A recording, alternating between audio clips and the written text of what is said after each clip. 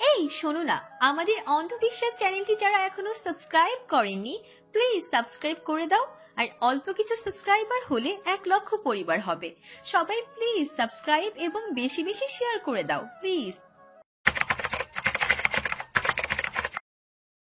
বাসর রাতে যখন একজন স্বামী জানতে পারে তার সদ্য বিয়ে করা বউ মানুষ নয়, একটা ভয়ঙ্কর পরী, তখন তার কি করা উচিত ভেবে পায় না আহিন।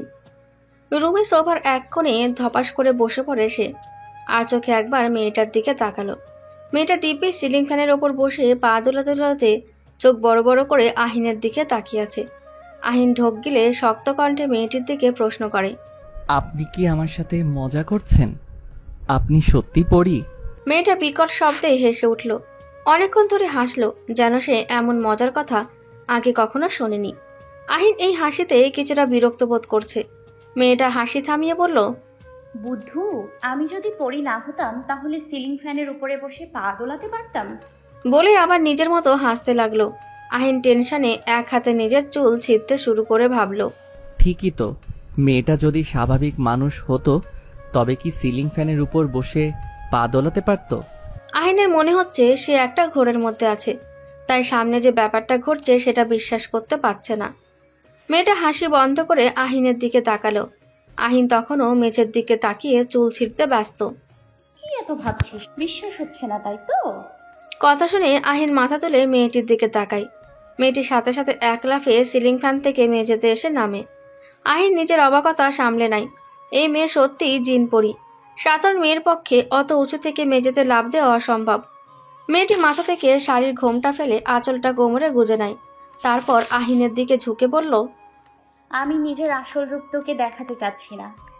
আশা করি যা প্রমাণ দিয়েছে তাই যথেষ্ট। আহিন মেয়েটির চোখ থেকে চোখ সরিয়ে নিল। ভয়ে তার হৃৎপিণ্ড অস্বাভাবিকভাবে লাফাচ্ছে। মেয়েটির চোখগুলো লাল রক্তবর্ণের রং ধারণ করেছিল। তা দেখেই আহিনের ভয়ে ভয়ে করতে লাগলো।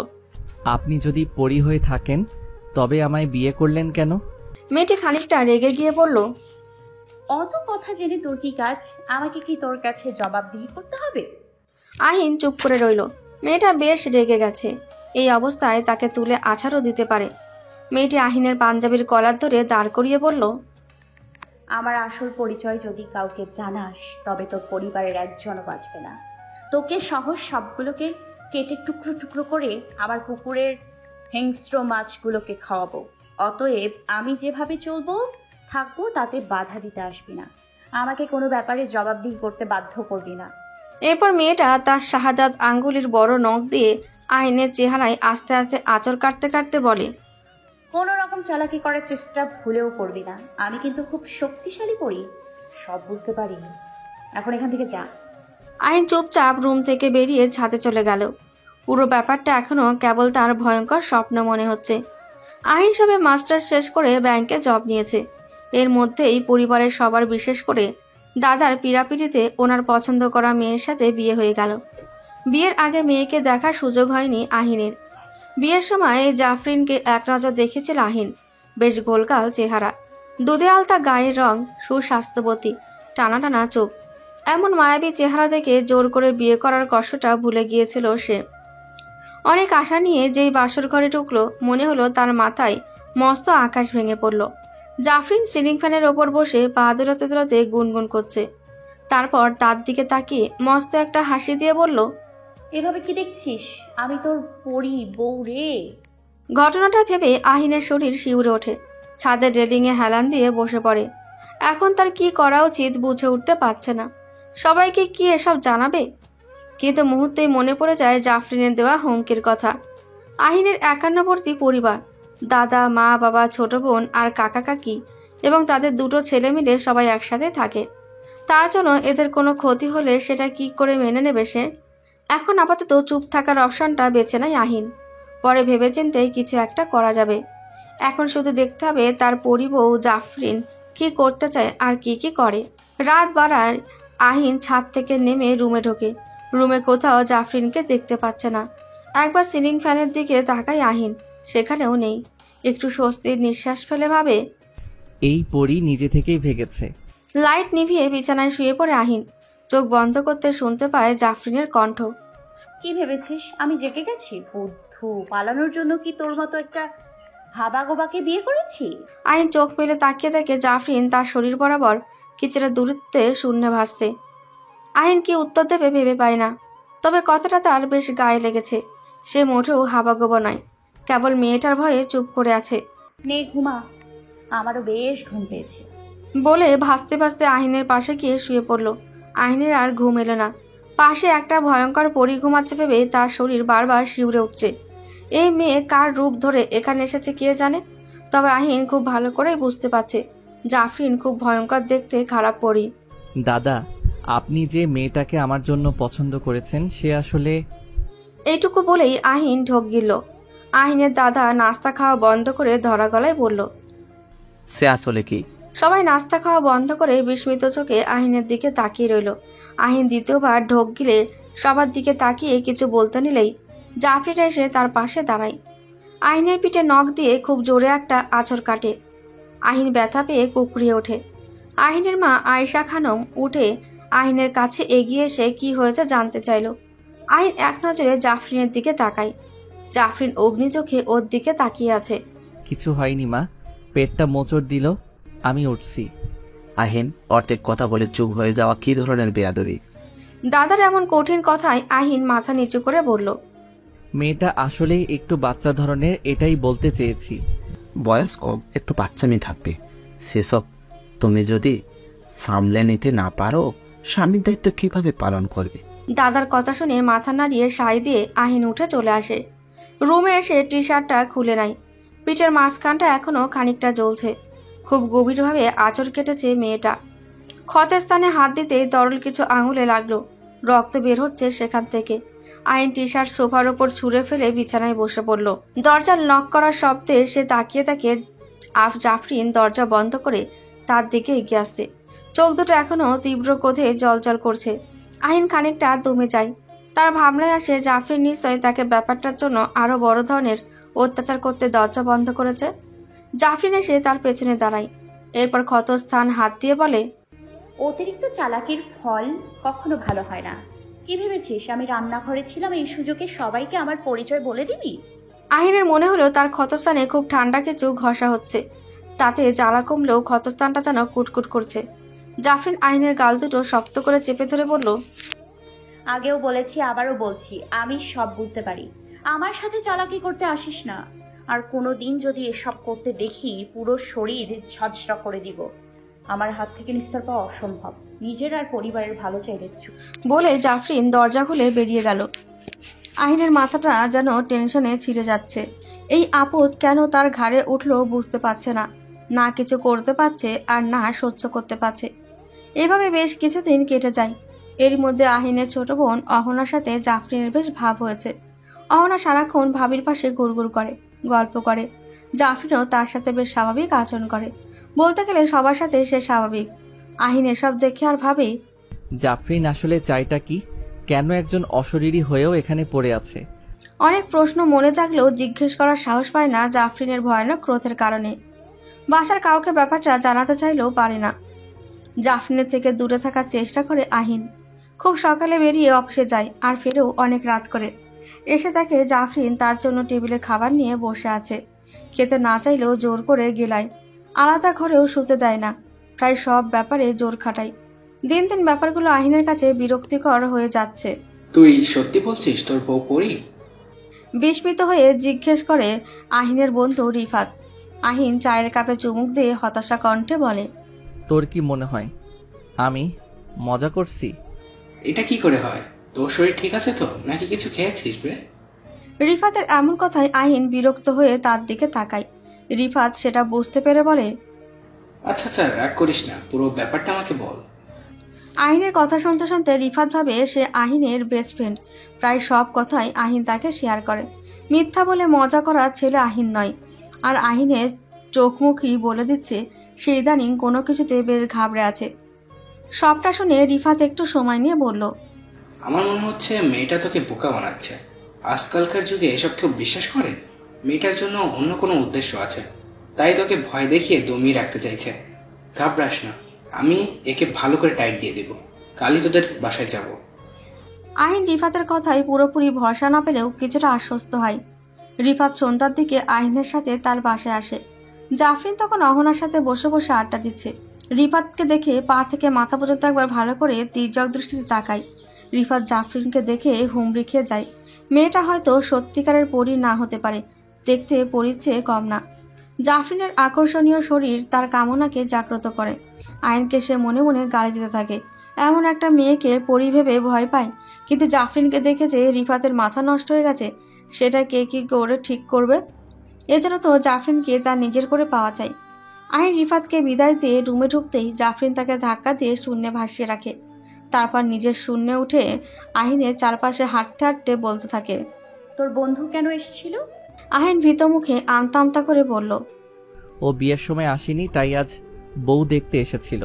জাফরিন ভ্রুকুচকে আহিনের দিকে তাকায়। আহিনের দম যেন আটকে এলো। জাফরিন কিছু বুঝতে পারেনি তো। জাফরিন আহিনকে নিচে নামিয়ে দিয়ে বেরিয়ে গেল। আহিন যেন কিছুটা হাঁপ ছেড়ে বাঁচল। রিফাতের চোখের সামনে বারবার জাফরিনের শরীরের দৃশ্য ভাসতে লাগলো। তার প্রচণ্ড নারী আসক্তি, তাই বন্ধুর বউ জেনেও এসব কল্পনা করতে তার বিবেকে বাঁচছে না।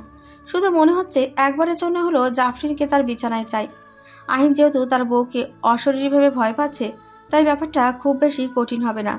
এভাবে শয়তানি হাসিতে মনে মনে সে একটা প্ল্যান কষে নেয়। আহিন অফিস থেকে ফিরে গলার টাই আলগা করতে করতে রুমে ঢোকে। বেশ ক্লান্তি অনুভব করছে। গলা শুকিয়ে কাঠ হয়ে আছে। এক গ্লাস লস্যিতে গলা ভেজানোর ইচ্ছে হলো। বিড়বিড় করতে করতে বিছানায় গা এলিয়ে চোখ বুজে রাখে। জাফরিনের গলার খ্যাকারির আওয়াজ শুনে চোখ মেলে উঠে বসে। মেয়েটা কণ্ঠ তার সামনে এলেই যেন খ্যাকারি আর কর্কশ রূপ ধারণ করে, যা শুনলে আইনের বুক ধরপার করে ওঠে। উঠে বসে রুমির এদিক সেদিক চোখ বুলালো। জাফরিনকে দেখতে পেল না। ওই বুদ্ধু, এদিকে ওদিকে কি দেখছিস? আমি উপরে। আহিন কণ্ঠ শুনে মাথা তুলে আলমিরার উপরে তাকায়। জাফরিন সেখানে বসে দিব্যি পা দোলাতে দোলাতে আঙুল চাটতে ব্যস্ত। আট পৌড়ে করা পরা শাড়ির আঁচলটা নিচ অব্দি ঝুলে আছে। আপনি সারাক্ষণ উপরে কি করেন? সামান্য কাণ্ডজ্ঞান নেই? কেউ যদি রুমে ঢুকে এই অবস্থায় দেখে নেয়? কথাটা শুনে জাফরিন চোখ বড় বড় করে আহিনের দিকে তাকায়। সে দৃষ্টিতে আহিনের গলা মিহিয়ে যায়। তোর থেকে আমার কাণ্ডজ্ঞান অনেক বেশি। অযথা আমার কানের কাছে ঘ্যান ঘ্যান করিস না। বাপাসে তাকিয়ে দেখ, তোর জন্য এক গ্লাস লাচ্ছি রাখা আছে। আহিন ঘাড় ঘুরিয়ে বা পাশে তাকায়। লাচ্ছি ভর্তি গ্লাসটা শূন্যে ভাসছে। অনেকটা অস্বস্তি নিয়ে গ্লাসটা হাতে নেয় সে। ভাবতে থাকে তার লাচ্ছি খেতে ইচ্ছে করছে, সেটা জাফরিন কি করে জানলো? তোর মনে কখন কি চলে সেটা আমি আন্দাজ করতে পারি। বলে অট্টহাসিতে ফেটে পড়ে জাফরিন। এতে কিছু মিশানো নেই তো? বলতে বলতে আহিন গ্লাসটাই চুমুক দেয়। আছে তো, মানুষের মলমূত্র। শোনামাত্র আহিন হাত থেকে গ্লাসটা ফেলে ওয়াক ওয়াক করতে বাথরুমের দিকে ছুটে যায়। মেয়েটা থেকে আচ্ছা নাচাচ্ছে। খানিক বাদেই ফ্রেশ হয়ে গম্ভীর মুখে রুমে ফিরে আসে। জাফরিন এক লাফে নিচে নেমে আসে। তারপর দু হাত দিয়ে শক্ত করে আহিনের গলা জড়িয়ে বলে, একটা আবদার ছিল তোর কাছে। এভাবে জড়িয়ে ধরায় আহিনের যেন নিঃশ্বাস আটকে আসছিল। মনে হচ্ছে জাফরিনের বিশাল দুটো হাত তার গলার দুপাশে সামনে জোরে চেপে রেখেছে। প্রায় হাঁপাতে হাঁপাতে বলল, আগে গলা ছাড়ুন। জাফরিন আহিনের কথায় কর্ণপাত না করে বলতে লাগলো, আমার খুব আস্ত বকরির মাংস খাইতে ইচ্ছে করছে। এনে রেঁধে খাওয়াবি? রোজ রোজ শাক লতা খেয়ে জিভে ছাল উঠে গেছে। আহিন দম ফেলতে ফেলতে বলে, খাওয়ার আগে গলা ছাড়ুন। আমার বুদ্ধু জামাই। বলে জোরে আহিনের গাল টেনে দিল। আহিন বিরক্ত দৃষ্টিতে জাফরিনের দিকে তাকালো। গালের পাশটাই ব্যথা হচ্ছে। এমনভাবে টেনেছে যেন গালের মাংস বের করতে চাচ্ছিল। যত যাই হোক, জাফরিনকে তা সহ্য করতে হচ্ছে। কোনো প্রশ্ন করলে কিংবা বিরক্ত দেখালেই তেড়ে এসে আঁচড় কাটে, নতুবা কানের নিচে ঠাটিয়ে চর লাগিয়ে দেয়। সেদিন চর খেয়ে 2 ঘন্টা পর্যন্ত আহিনের কানে কেবল শো শো আওয়াজ করছিল। সবকিছু দাঁতে দাঁত চেপে সহ্য করে যাচ্ছে, শুধু পরিবারের কথা ভেবে। আহিন শুয়ে শুয়ে চিন্তা করে, এসব অত্যাচার সে আজ সহ্য করবে না।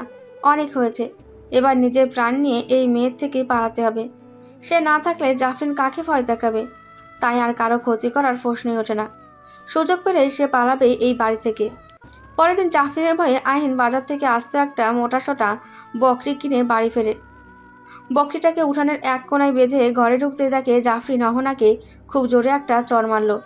এই দৃশ্য থেকে আহিন সহ তার মা ও কাকি থা হয়ে যায়। আয়েশা খানম ছুটে এসে জাফরিনের গালে 2টো চর লাগিয়ে দেয়। তারপর পুরো ঘর নিস্তব্ধ। আহিনের শরীর কাঁপতে থাকে। মা এটা কি করলো? এখন যদি জাফরিন রেগে গিয়ে উল্টোপাল্টা কিছু করে বসে, এই মেয়ের কোনো ভরসা নেই। আহিন প্রায় ছুটে গিয়ে মায়ের গা ঘেঁষে দাঁড়ায়। আয়েশা খানম অহনাকে বুকে টেনে নিয়ে চেঁচাতে থাকে। দুদিন হয়নি এই বাড়িতে এসেছো, এত সাহস হয় কি করে তোমার? আমার মেয়ের গায়ে হাত তোলো। জাফরিন মেঝের দিকে তাকিয়ে চুপ করে আছে। পায়ের নখ দিয়ে মেঝে খুঁড়ছে আপন মনে। আয়েশা খানম জাফরিনের এমন লাপাত্তা ভাব দেখে এক ধাক্কা দিয়ে বলে, আমার মেয়ে কি করেছে? কেন মারলে তুমি ওকে? আহিন হকচকিয়ে জাফরিনের দিকে তাকায়। জাফরিন এক দৃষ্টিতে অহনার দিকে তাকিয়ে আছে, তার মুখে কোনো রা নেই। জাফরিনের এই চুপ থাকা আয়েশার মাথা গরম করে দেয়। উনি এগিয়ে এসে আরও একটা চড় মারে জাফরিনের গালে। আহিন এই ঘটনায় হতবাক হয়ে যায়, মুহূর্তে মাকে আটকানোর চেষ্টা করে। আহিনের কোনো বাধা না মেনে আয়েশা খানম বলতে থাকে, এই মেয়েকে আমার আগে থেকে ভালো লাগেনি। জাত পরিচয়হীন একটা মেয়ের সাথে তোকে বেঁধে দিয়েছেন বাবা, তাও মেনে নিলাম। কিন্তু এই মেয়ে তো রীতিমতো বাড়িতে কর্তৃত্ব ফলাতে শুরু করেছে। এসব আমি সহ্য করব না। সারাদিন পাটরানির মতো সারা বাড়ি চষে বেড়াবে, তারপর অকারণে আমার মেয়েটাকে মারবে। এমন চেঁচামেচি শুনে বাইরে থেকে ছুটে আসে আহিনের দাদা মোতালেব খা। এসে হুঙ্কার ছাড়ে, কি হয়েছে কি? কার এত অধপতন হয়েছে যে এত জোরে চিৎকার করে বাড়িটাকে নিলাম ঘর বানাচ্ছে? আয়েশা খানম চুপ মেরে যায়। শ্বশুরকে তিনি প্রচণ্ড ভয় পায়। কেবল তিনি নয়, বাড়ির সবাই তাকে অনেক ভয় পায় আর মেনে চলে। তার সামনে মুখ তুলে কথা বলার সাহস কারো নেই। তাও আয়েশা কণ্ঠ মিহি করে বলল, আপনার নাত বউ অকারণে অহনার গায়ে হাত তুলেছে। বারবার জিজ্ঞেস করার পরও কারণ বলছে না। ভাবি হিসেবে ননদিনীকে শাসন করার যথেষ্ট অধিকারও ওর আছে। তার জন্য কি তোমাকে জবাবদিহি করতে হবে আয়েশা? যাকে শাসন করেছে তাকে জিজ্ঞেস করলেই হয় সে অপরাধ করেছে। আমি যেন আর কোনো রকম চিৎকার না শুনি। বলে লুঙ্গিতে শক্ত গিট্টি বাঁধতে বাঁধতে নিজের ঘরের দিকে হাঁটা দেয় মোতালেব খা। আয়েশা খানম রাগে বিড়বিড় করতে করতে অহনাকে নিয়ে চলে যায়। আহিন দীর্ঘশ্বাস ফেলে জাফরিনের দিকে তাকায় একবার। জাফরিন একইভাবে দাঁড়িয়ে আছে। আপনার জন্য বকরি কিনে এনেছি। জাফরিন আনন্দে একবার হাসে, মুহূর্তেই আবার হাসিটা মিলিয়ে মুখটা অন্ধকারে ঢেকে যায়। কোনো কিছু না বলে জাফরিন রুমের দিকে এক প্রকার দৌড়ে চলে যায়। বকরিটা গেল কোথায় মা? আয়েশা খানম আঁচলে হাত মুছতে মুছতে বাসার বাইরে জিজ্ঞেস করে, কার বকরি? আহিন নিচু কণ্ঠে বলল, আমি কিনে এনেছিলাম। জাফরিন বকরির গোশত খেতে চেয়েছে। আয়েশা খানম মুখ বাঁকিয়ে উপহাসের হাসি এসে বলল, বিয়ের কদিনও হলো না, এর মধ্যেই বইয়ের আঁচলের তলায় ঢুকে পড়লি? আমি কোনো বকরি দেখিনি। টাকা খরচ করে বউয়ের জন্য কিনেছিস, তুই আর তোর বউ জানি। আমি একটা কথা সাফ সাফ জানিয়ে দিচ্ছি, বাড়িতে যেন বকরির গোশত না ঢোকে। এ বাড়িতে কেউ বকরি খায় না। তোর বউয়ের জন্য সারা বাড়িতে বকরির গন্ধ সহ্য করতে পারবো না। বলেই আয়েশা খানম ভেতরে চলে গেলেন। আইন এদিক সেদিক বকরি খুঁজে কোথাও পেল না। একসময় দেখলো জাফরিন শুক্রমুখে বাড়ির পেছনে বসে আছে। কি এক গভীর চিন্তায় সে মগ্ন, চোখের দৃষ্টি একদম স্থির হয়ে আছে। আইন বকরি জবাই করে মাংস বাছতে বসলো। এর মধ্যে আর চোখে জাফরিনের দিকে তাকালো। জাফরিন বাসধারের ওপর বসে লোভাতুর চোখে মাংসের দিকে তাকিয়ে আছে। ইটের চুলার আগুনের শিখায় ওর মুখটা বেশ ভয়ঙ্কর লাগছে। তার ওপর চুলগুলো এলোমেলো ছেড়ে দিয়ে বাসধারের মাথায় বসে আছে মেয়েটা। যে কেউ দেখলেই ভূত বলে চিৎকার দিয়ে অজ্ঞান হয়ে যাবে। সকালে আনা বকরিটা কোথাও খুঁজে পায়নি আহিন। বাধ্য হয়ে বিকেলে আরেকটা বকরি কিনে এনেছে। আয়েশা খানমকে বারবার বলার পরও উনি বকরির গোশত ঢুকতে দেবে না এই সিদ্ধান্তে অটল রইলেন। তাই আহিন প্রয়োজনীয় জিনিসপাতি নিয়ে বাড়ির পেছনে বাঁশবাগানে বকরির মাংস রান্নার আয়োজন করলো। আর জাফরিন তাকে কোনো প্রকার জোর করেনি, তবুও আহিন এসব করছে। আসলে তার মা বকাঝকা করার পর থেকে জাফরিন চুপ হয়ে গেছে। সেটা দেখে তার কেন যেন খারাপ লাগছিল। আর শোন, পায়ার হাড়টা টুকরো করিস না, ওটা আমি এখন খাবো। কথাটা শুনে আহিন বিস্মিত কণ্ঠে বলল, কাঁচা খাবেন? জাফরিন অট্টহাসি দিয়ে হাতটা লম্বা করে আহিনের হাত ছেড়ে হাড়টা কেড়ে নিল। এরপর বাচ্চাদের মাথায় বসে কচকচ করে হাড়টা চিবিয়ে খেতে লাগলো। এমনভাবে চেটে খাচ্ছে যেন অনেকদিন পর সে তার প্রিয় খাবার খেতে বসেছে। দৃশ্যটা দেখে আহিনের শরীর গিনগিন করতে লাগলো, বমিও করে দিল। তার মাথাটা থেকে থেকে ঝিমঝিম করতে লাগলো। জাফরিন একটু চুপ থেকে বলল, নাড়ি ভুড়িগুলো একটু ওদিকের শিমুল গাছতলায় রেখে আসবি, আমি ওখানে বসে খাবো। তোর আমার খাওয়া দেখে বমি পাচ্ছে। কথাটা শুনে আহিনের পেটে নাড়িভুড়ি মোচড় দিয়ে উঠল। কোনো রকমের নাড়িভুড়ি রেখে এসে রান্নায় মনোযোগ দিল। ওদিক থেকে জোরে জোরে চিবিয়ে খাওয়ার শব্দ আসছে।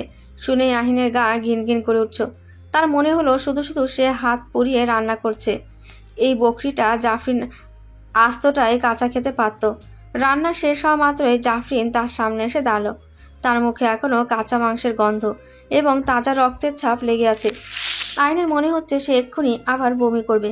তাও নিজেকে সামলে নিয়ে ডেস্কি ভর্তি মাংস জাফরিনের সামনে রাখে। জাফরিন গরম ধোয়া ওটা ডেস্কির মধ্যে হাত ঢুকিয়ে আস্ত হাতটা বের করে চাটে কিছুক্ষণ, তারপর আহিনের দিকে বাড়িয়ে দিয়ে বলে, খাবি? আহিন আর নিজেকে সামলাতে পারে না, হরহর করে বমি করে দেয় এবং জ্ঞান হারায়। বাইরে প্রচুর চেঁচামেচির আওয়াজ শুনে আহিন শোয়া থেকে উঠে বসলো। শরীরটা ভীষণ দুর্বল লাগছে। কোনো মতে গায়ে টি শার্ট জড়িয়ে রুমের বাইরে বেরিয়ে এলো। আয়েশা খানম জাফরিনকে উঁচু গলায় ভীষণ বকাঝকা করছেন। জাফরিন আগের মতোই পাত্তা না দিয়ে মাথা নিচু করে পায়ের নখ দিয়ে মেঝে খুঁড়তে ব্যস্ত। আহিনকে জাফরিনের পাশে দাঁড়াতেই আয়েশা খানম তাকে টেনে তার পাশে দাঁড় করিয়ে গায়ে মাথায় হাত বুলিয়ে দিতে দিতে বলল, তোর শরীর এখন ঠিক আছে তো? হ্যাঁ মা, ঠিক আছে। এখন কি হয়েছে? কি হয়নি? কত বড় সাহস তোকে দিয়ে বকরি রান্না করায়! সেটার গন্ধ সহ্য করতে না পেরে তো তুই বমি করে অজ্ঞান হয়ে গিয়েছিলি। মেয়েটা তোকে কোলে বয়ে এনে আমাকে জিজ্ঞেস করে কোথায় রাখবো এটাকে। কথাটা শুনে আহিন জাফরিনের দিকে তাকায়। আয়েশা খানম আবার বলতে শুরু করে, কেমন আক্কেল এই মেয়ে! তুই এর সাথে সারা জীবন সংসার করবি কি করে? এসব কথা এখন থাক, তোমরা ঘুমাতে যাও। দাদা ঘুমের ওষুধ খেয়ে ঘুমিয়েছে। এখন ঘুম ভেঙে চেঁচামেচি শুনলে রেগে যাবে। আয়েশা খানম জাফরিনকে বকতে বকতে নিজের রুমে ঢুকে যায়। জাফরিন এখনো একইভাবে দাঁড়িয়ে আছে। আহিন একবার তাকিয়ে সেখান থেকে চলে যায়। খানিক বাদে জাফরিন রুমে ঢুকে আহিনের পাশে বসে। আহিন ল্যাপটপে কাজ করছিল। ল্যাপটপ থেকে চোখ সরিয়ে জাফরিনের দিকে তাকিয়ে বলল, কিছু বলবেন? খাবি? আহিন আঁতকে উঠল। জাফরিন কি তাকে এখন আবার তার চাটা বকরির মাংস সাধবে? সাধার মেয়েও নয়, জোর করে গিলিয়ে দেবে। আহিন উঠে বেরিয়ে যাবে এমন সময় জাফরিন শক্ত করে আহিনের হাত চেপে ধরে। আহিন থমকে দাঁড়িয়ে যায়। জাফরিন চোখ বড় বড় করে বলে, কোথাও নড়বি না, এখানে বস। আহিন না বসে একইভাবে দাঁড়িয়ে রইল। জাফরিন আরো দুবার আহিনকে বসতে বলল, কিন্তু আহিন ভয়ে বসলো না। তার ভাবনা, বসলে নিশ্চয়ই জাফরিন তাকে জোর করে মাংস গিলাবে। এমন হলে বমির ঠেলায় তার নাড়িভুড়ি সব বেরিয়ে আসবে। জাফরিন আহিনের হাত ছেড়ে সামনে গিয়ে তার গালে সজোরে একটা থাপ্পড় বসিয়ে দেয়। চর খেয়ে আহিন চুপচাপ বিছানায় গিয়ে বসলো। জাফরিন মস্ত বাটিতে চামচ নাড়তে নাড়তে বলল, বেশি বার বাড়তে মানা করেছি না? আমার কথা না শুনলে চরের উপর রাখবো। এইভাবে একদিন বধির হয়ে যাবে, তখন আর কারো কথাই শুনতে হবে না। তারপর চামচে স্যুপ তুলে আহিনের মুখের কাছে ধরলো। আহিন কোনো কথা না বলে চুপচাপ খেয়ে নিল। জাফরিন টেবিলের ওপর পা গুটিয়ে বসে আচারের বয়ামে হাত ঢুকিয়ে অনেকটা আচার তুলে নিয়ে মজা করে খাচ্ছে। আহিন আর চোখে কয়েকবার জাফরিনের দিকে তাকালো। বাচ্চা মেয়ের মতো খাবলা খাবলা তুলে সারা মুখে মাখিয়ে খাচ্ছে। আচার কোথায় পেলেন? পাশের বাড়ির ছাদ থেকে। আহিন হতাশ হয়ে কপাল চাপড়ালো। এই মেয়ে শেফালি দাদির শুকাতে দেওয়া আচার নিয়ে এসেছে। দাদি তো এবার পুরো বাড়িতে তুমুল যুদ্ধ বাঁধিয়ে ছাড়বে। আচারের এক টুকরো চুষে খেতে খেতে বলল, ভাবিস না কেউ দেখেনি, উড়ে গিয়ে টুক করে নিয়ে এসছি। জাফরিনের কথা শেষ হতেই শেফালি দাদি চিৎকার করতে করতে রুমে ঢুকে গেল। জাফরিনের হাতে বয়ামটা দেখে উনি অবাক হলেন না, উল্টো আয়েশা খানমকে ডেকে বললেন, আমি বলছি না আমার চোখ খারাপ হয়নি? এই মেয়ে দুপুরবেলা উড়ে ছাদে গিয়ে আমার আচারের বয়ম নিয়ে পালিয়ে এসেছে। আয়েশা খানম রাগান্বিত চোখে জাফরিনের দিকে এগিয়ে বয়ামটা কেড়ে নিয়ে বলল, আচারের বয়ামটা তুমি চুরি করেছ। জাফরিন উত্তরে এই পাশ ও পাশ একবার মাথা হেলায়। পাশ থেকে শেফালি দাদি চেঁচায়, এ মেয়ে ভূত পেতনি, আমি হলপ করে বলতে পারি। আহিন আমতা আমতা করে বলল, এসব কি বলছেন দাদি? ও চুরি করেছে সেটা ঠিক, কিন্তু উড়ে গিয়ে চুরি করেছে কিভাবে সম্ভব? আপনার বয়স আসলেই বেড়ে গেছে, এই জন্যই বলি চশমা পরেন। এসব ফুজং মাজং দিয়ে আহিন ব্যাপারটা সামনে নিল। সবাই চলে যাওয়ার পর রুমের দরজা আটকে দিয়ে জাফরিনের কাছে গিয়ে বলল, আপনার যা খেতে ইচ্ছে করবে আমায় বলবেন, অন্যের জিনিস চুরি করতে যান কেন? জাফরিন মুহূর্তে বড় হাসি দিয়ে বলল, সত্যি এনে খাওয়াবি? তাহলে আমাকে 12 কেজি রসগোল্লা এনে দে। আহিন বিরক্ত নিয়ে তাকায়। জাফরিন কিলকিল করে হাসতে থাকে। ছাদের এক কোনায় বসে জাফরিন গোগ্রাসে মিষ্টি খাচ্ছে। ছানার রস মুখ বেয়ে তার চিবুক অব্দি চলে এসেছে। সেদিকে তার কোনো হুঁশ নেই। আহিন সিগারেটে এক টান দিয়ে ধোঁয়া ছাড়ে আর কাশতে থাকে। জীবনে সিগারেট ছুঁয়ে দেখেনি সে। আজ খাওয়ার চেষ্টা করেছে, কারণ সে শুনেছে সিগারেট খেলে নাকি টেনশন কমে। জাফরিন তাকে যেমন টেনশন দিচ্ছে, তাতে তার রুহু বেরিয়ে যাওয়ার উপক্রম। গভীর রাতে 12 কেজি মিষ্টি নিয়ে পাইপ বেয়ে ছাদে উঠেছে সে। সামনের দরজা দিয়ে এত মিষ্টি নিতে দেখলে আবার বাসায় ঝামেলা বাঁধবে। মেয়েটাকে ডেকে এনে বসিয়ে দিয়েছে মিষ্টির সামনে। ভাবতে ভাবতে আহিন জাফরিনের পাশে কিছুটা দূরত্ব বজায় রেখেই বসে। আপনি সারাক্ষণ এলোমেলোভাবে চুল ছেড়ে রাখেন কেন? সুন্দর করে বাঁধতে পারেন না? জাফরিন মিষ্টি ভর্তি মুখ নিয়ে আহিনের দিকে তাকিয়ে কী সব বলে। আহিন বুঝতে না পেরে বলে, খাওয়া শেষ করে বলুন। জাফরিন মুখ পুরে রাখা মিষ্টি গিলে নিয়ে বলল, তাহলে কি তুই আর আমাকে ভয় পাবি? বলে আবার খিলখিলিয়ে হাসতে থাকে। আহিনের মেজাজ খারাপ হয়ে যায়। মুহূর্তে সে ছাদ থেকে নিচে নেমে চলে আসে। আমি বোধহয় এবার পাগল হয়ে যাব দোস্ত। রিফাত উদ্বিগ্ন হয়ে জিজ্ঞেস করে, কেন রে, কি হয়েছে?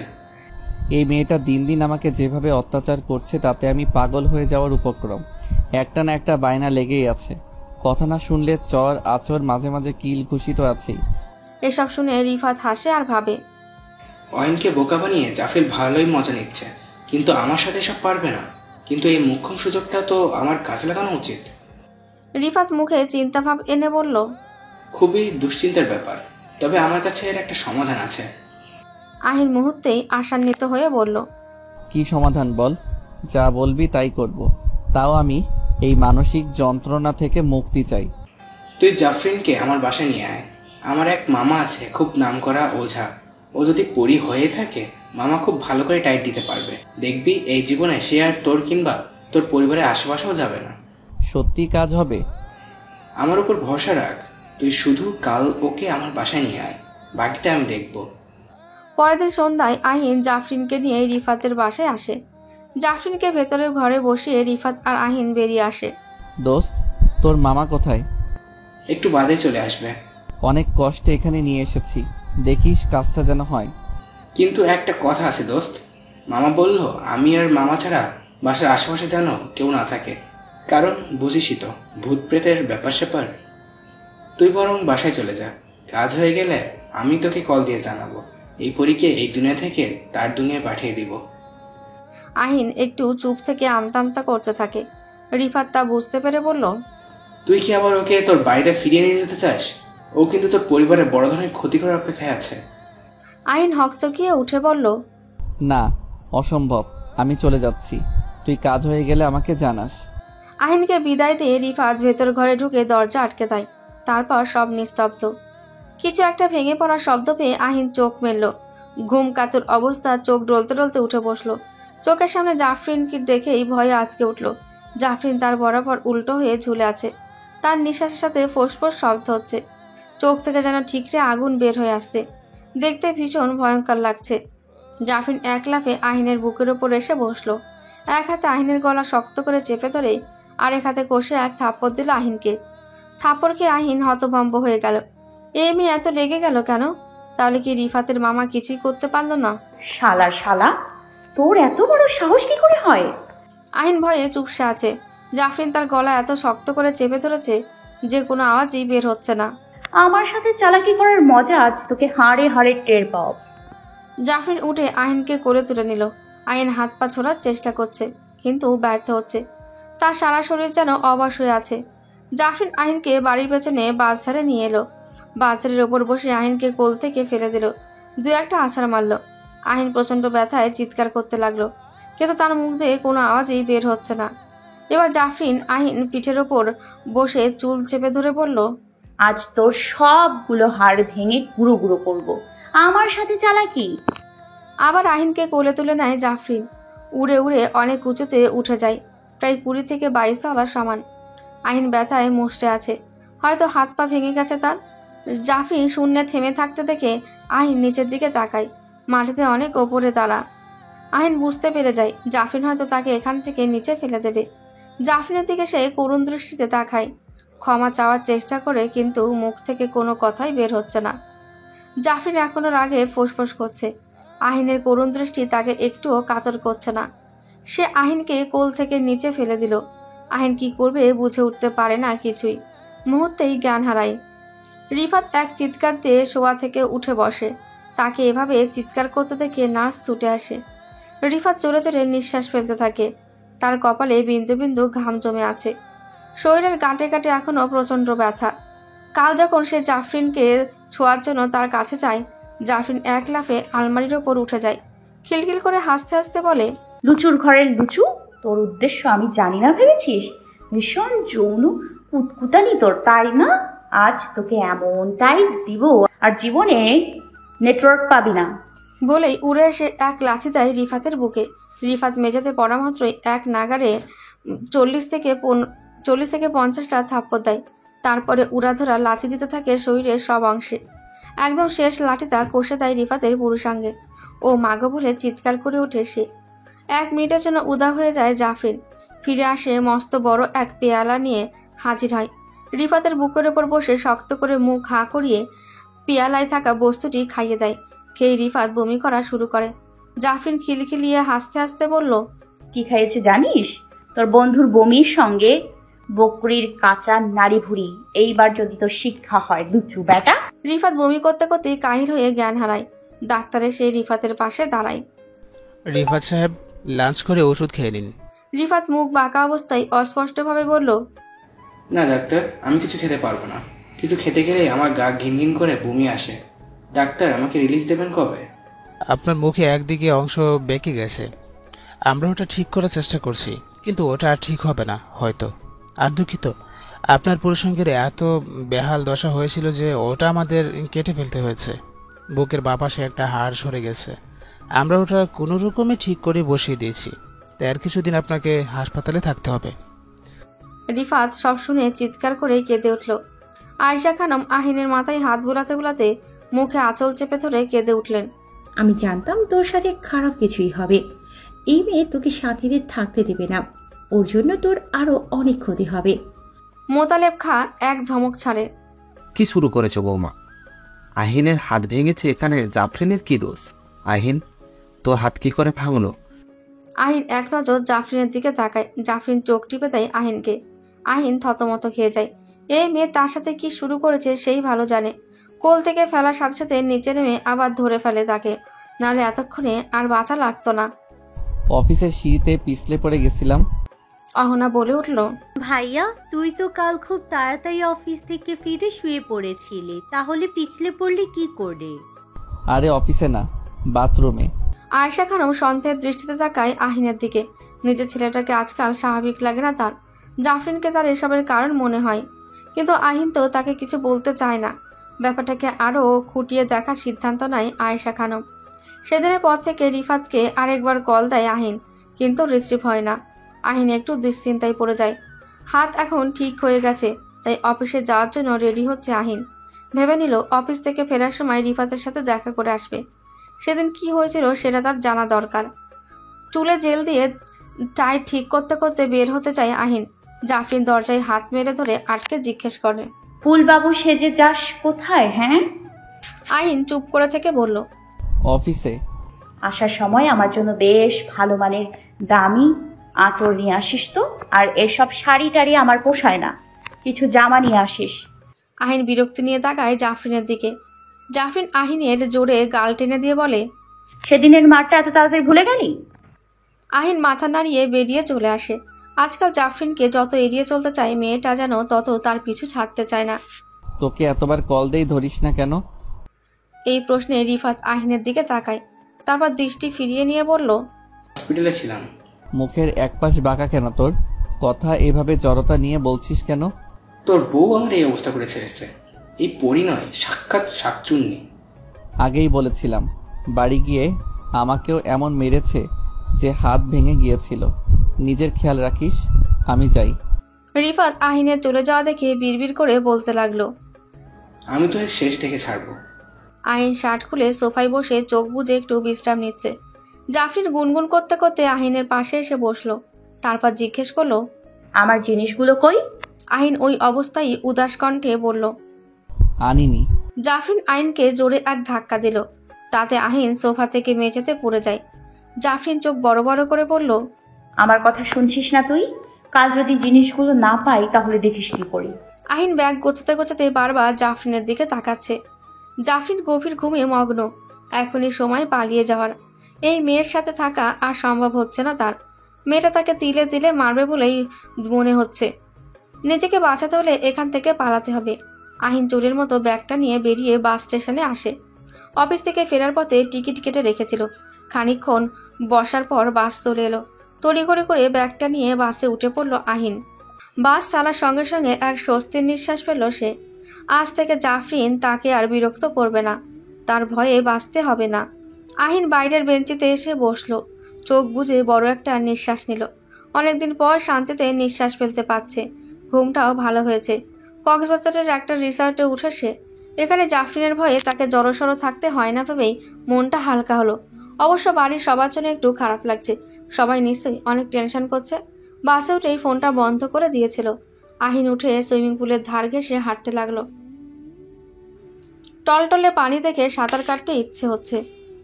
এই রাতের বেলায়ও সুইমিং পুলে নামার ইচ্ছে সংবরণ করতে পারল না সে। সিভলেস গেঞ্জি আর 3/4 পরে নেমে গেল।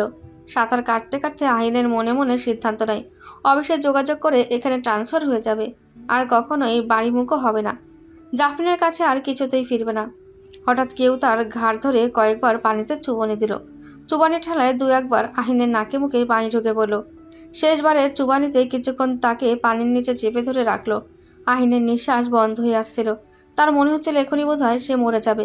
কিন্তু আল্লাহ সহায়, এর আগেই হাতটা তাকে ছেড়ে দেয়। আহিন পানির ওপর মাথা তুলে ঘন ঘন দম ফেলতে থাকে। একটু স্বাভাবিক হয়ে পেছনে তাকিয়ে চিৎকার করে ওঠে। আপনি? জাফরিনকে দেখে অবাক হয় আহিন। জাফরিন পানিতে শোয়ার স্টাইলে ভেসে আছে। জাফরিন শাড়ির আঁচল দিয়ে আহিনের মুখ বরাবর এক ঝাপটা মারে। বুদ্ধু, কি ভেবেছিস পালিয়ে গেলে আমি তোকে খুঁজে বের করতে পারবো না? আমার ক্ষমতা সম্পর্কে তুই এখনো কিছুই জানিস না।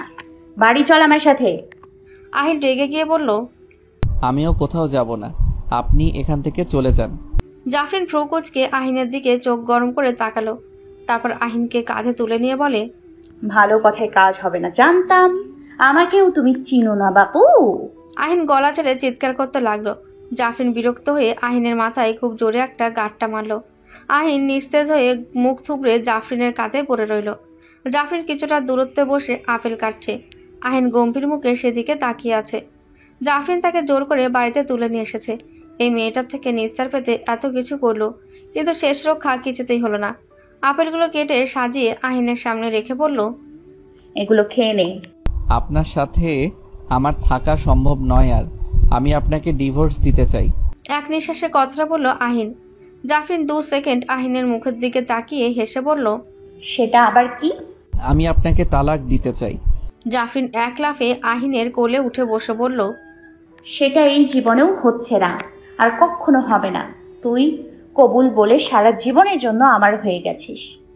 আহিন জাফরিনকে সরিয়ে দিয়ে বলল, কিসের কবুল, কিসের বিয়ে?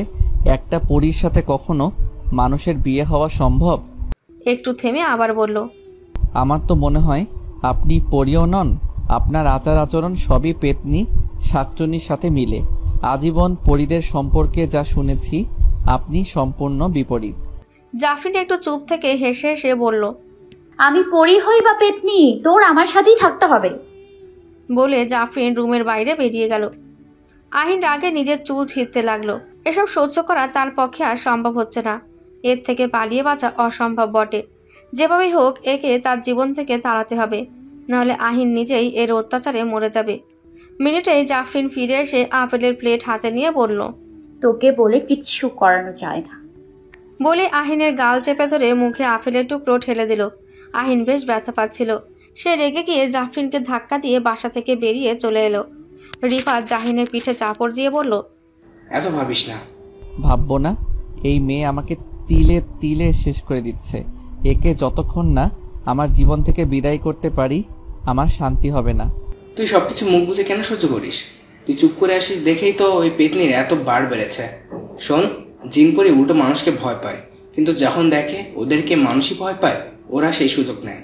তুই আজকাল জোর গলায় এসবের ব্যাপারে কিছু বল। দরকার হলে বাড়ির লোকদের জানা। তাতে যদি কাজ না হয়? তাতে কাজ না হলে হুজুর ওঝা ডেকে এটার ব্যবস্থা করবে। এখন শান্ত হ, আর যা বলছি তা কর।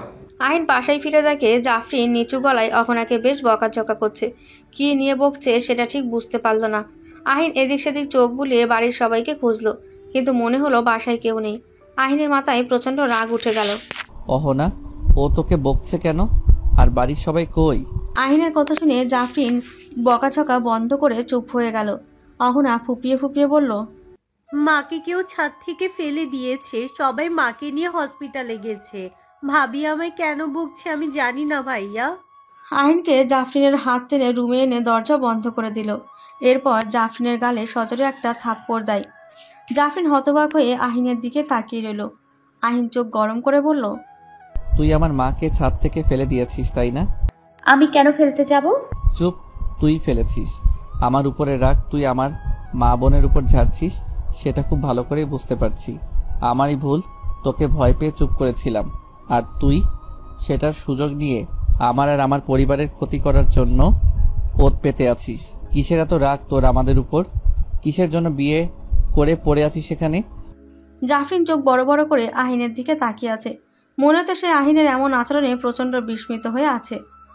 আহিন জাফরিনের হাত ধরে বলল, অনেক সহ্য করেছে, আর নয়। এক্ষুনি তুই এই বাড়ি থেকে বেরিয়ে যাবি, আর জীবনে এই বাড়ি মুখও হবি না। যদি এখানে তোকে দেখি তাহলে হুজুর ডেকে ওকে ছেটিয়ে বিদায় করব। বলে জাফরিন হাত ঝটকা মেরে ছুড়ে দিয়ে আহিন হাসপাতালের উদ্দেশ্যে বেরিয়ে যায়। আহিনের দাদা বাবা কাকিরা এখানে আছে। মায়ের অবস্থা এখন অনেকটা শঙ্কামুক্ত জেনে আহিন কিছুটা আশ্বস্ত হয়। রাতে আর বাড়ি ফেরেনি কেউ। সকালে আয়েশা খানমকে হসপিটাল থেকে রিলিজ করে বাড়ি ফেরে। আহিন নিজের রুমে ঢুকতে যাবে এমন সময় আয়েশা খানম ছেলেকে ডাকে। ডাক শুনে আহিন মায়ের কাছে বসে। মা হয়ে নিজের ছেলের জীবনটা নিজের হাতেই শেষ করে দিলাম। এসব কেন বলছো মা? তোর বউ এত খারাপ জানলে কখনোই তোকে এ বাড়িতে নিয়ে আসতাম না। আমি বেশ বুঝতে পারছি এই মেয়ে তোর জীবনে জাহান্নাম বানিয়ে ছেড়েছে। ওসব ছাড়ো, তুমি ছাদ থেকে পড়লে কিভাবে? জাফরিন ঠেলে ফেলে দিয়েছে। কথাটা শুনে আহিন কিছুটা বিস্মিত হয়। পরক্ষণে স্বাভাবিক হয়ে জিজ্ঞেস করলো, তোমাকে ফেলে দিয়েছে? হ্যাঁ, দুপুরবেলায় আমি ছাদে কাপড় দিতে গিয়ে দেখি ও চুল ছেড়ে ছাদের কিনারে বসে বাটি ভর্তি হাঁসের মাংস হাতে নিয়ে হাড় চিবাচ্ছে। অল্প কিছুটা হাঁসের মাংস আমি শুধু তোর দাদার জন্য রান্না করেছিলাম, বাকি সবটাই তো অ্যালার্জির ভয়ে খায় না। ওই সবটুকু সে নিয়ে বসে বসে খাচ্ছে। এ নিয়ে কিছু বলতেই আমাকে ঠেলে ছাদ থেকে ফেলে দিল। ভাগ্য ভালো নিচে তোর দাদা খড় শুকাতে দিয়েছিল, তাই বেশি খারাপ কিছু হয়নি। আহিন আর বসলো না। ভীষণ রাগ হচ্ছে ওর। জাফরিনকে আজ কয়েক ঘা লাগিয়ে শান্ত হবে সে।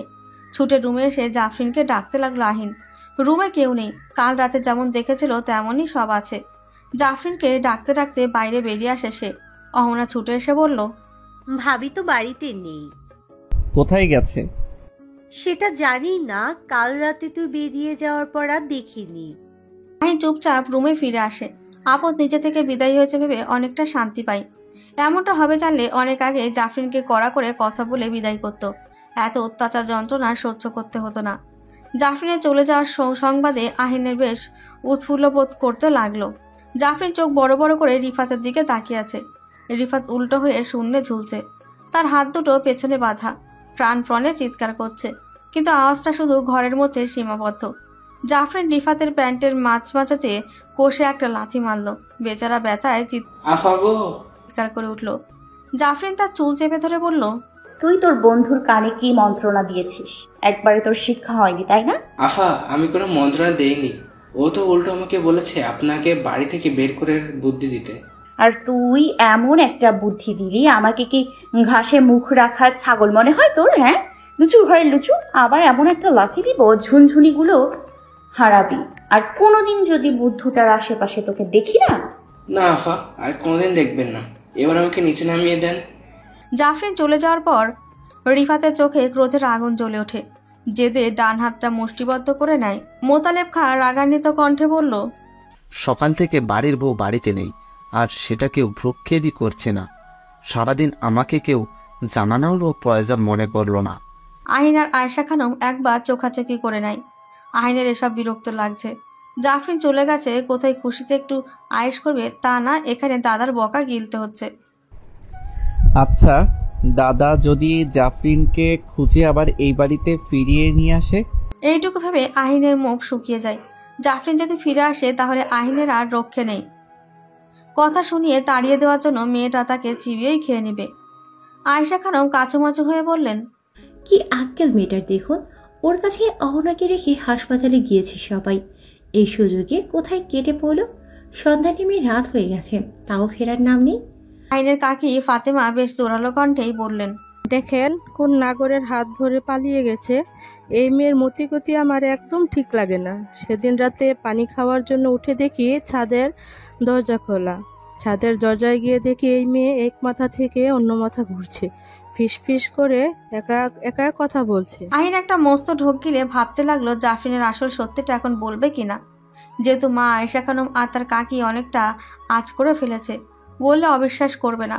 আহিন কিছু বলার আগে মোতালেব খা ধমকে দিলেন, এসব বেহায়া পনা কথাবার্তা বলা বন্ধ করো। মেয়েটাকে না খুঁজিয়ে তোমরা আজে বাজে বকে আমার কান ভারী করছো। আহিন, তোর বাপ কাকাকে নিয়ে এক্ষুনি ওকে খুঁজতে বের হ। আমার নাতবউকে সকাল হওয়ার আগে আমি এই বাড়িতে দেখতে চাই, না হলে এই বাড়িতে কারোর জায়গা হবে না। আহিন কিছুটা চুপসে গেলেও জোর নিয়ে বলল, দাদা অযথা জাফরিনকে নিয়ে বেশি উত্তেজিত হচ্ছেন। আমরা ওকে যেটা ভাবি ও সেটা নয়, ও আমাদের কল্পনাতীত একটা সৃষ্টি। আহিনের দাদা ভ্রুকুচকে বলল, হেয়ালি না করে যা বলার স্পষ্ট করে বলো। ইদানিং তুমি বেশি পেঁচিয়ে কথা বলছো আহিন, আমার সাথে হেয়ালি করো না।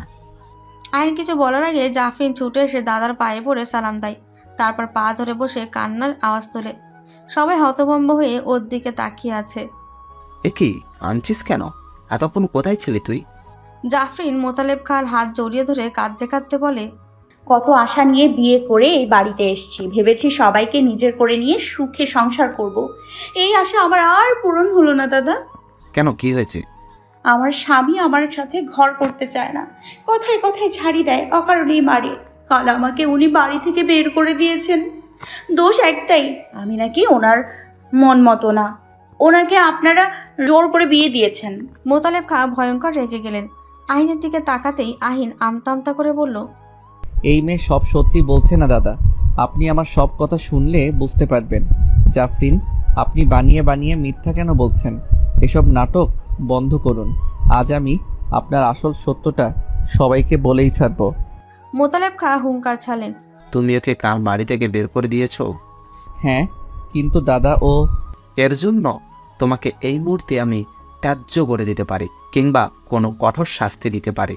দাদা আপনি আগে আমার কাছ থেকে শুনুন। ওকে আজ থেকে জাফরিনের সব কথা তুমি অক্ষরে অক্ষরে পালন করবে।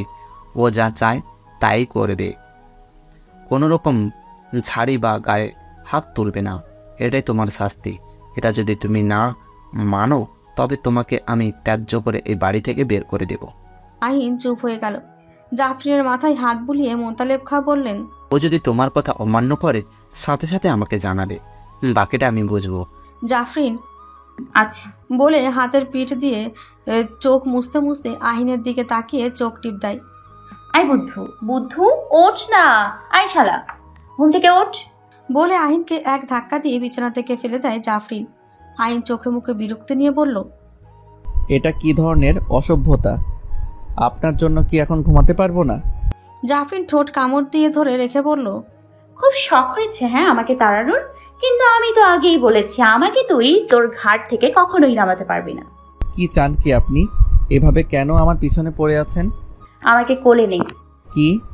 এখন চাইছি তুই আমাকে কোলে নিয়ে ছাদে নিয়ে চল। মশকরা হচ্ছে আমার সাথে? চরগুলোর সাথে তো তাড়াতাড়ি ভুলে গেলি।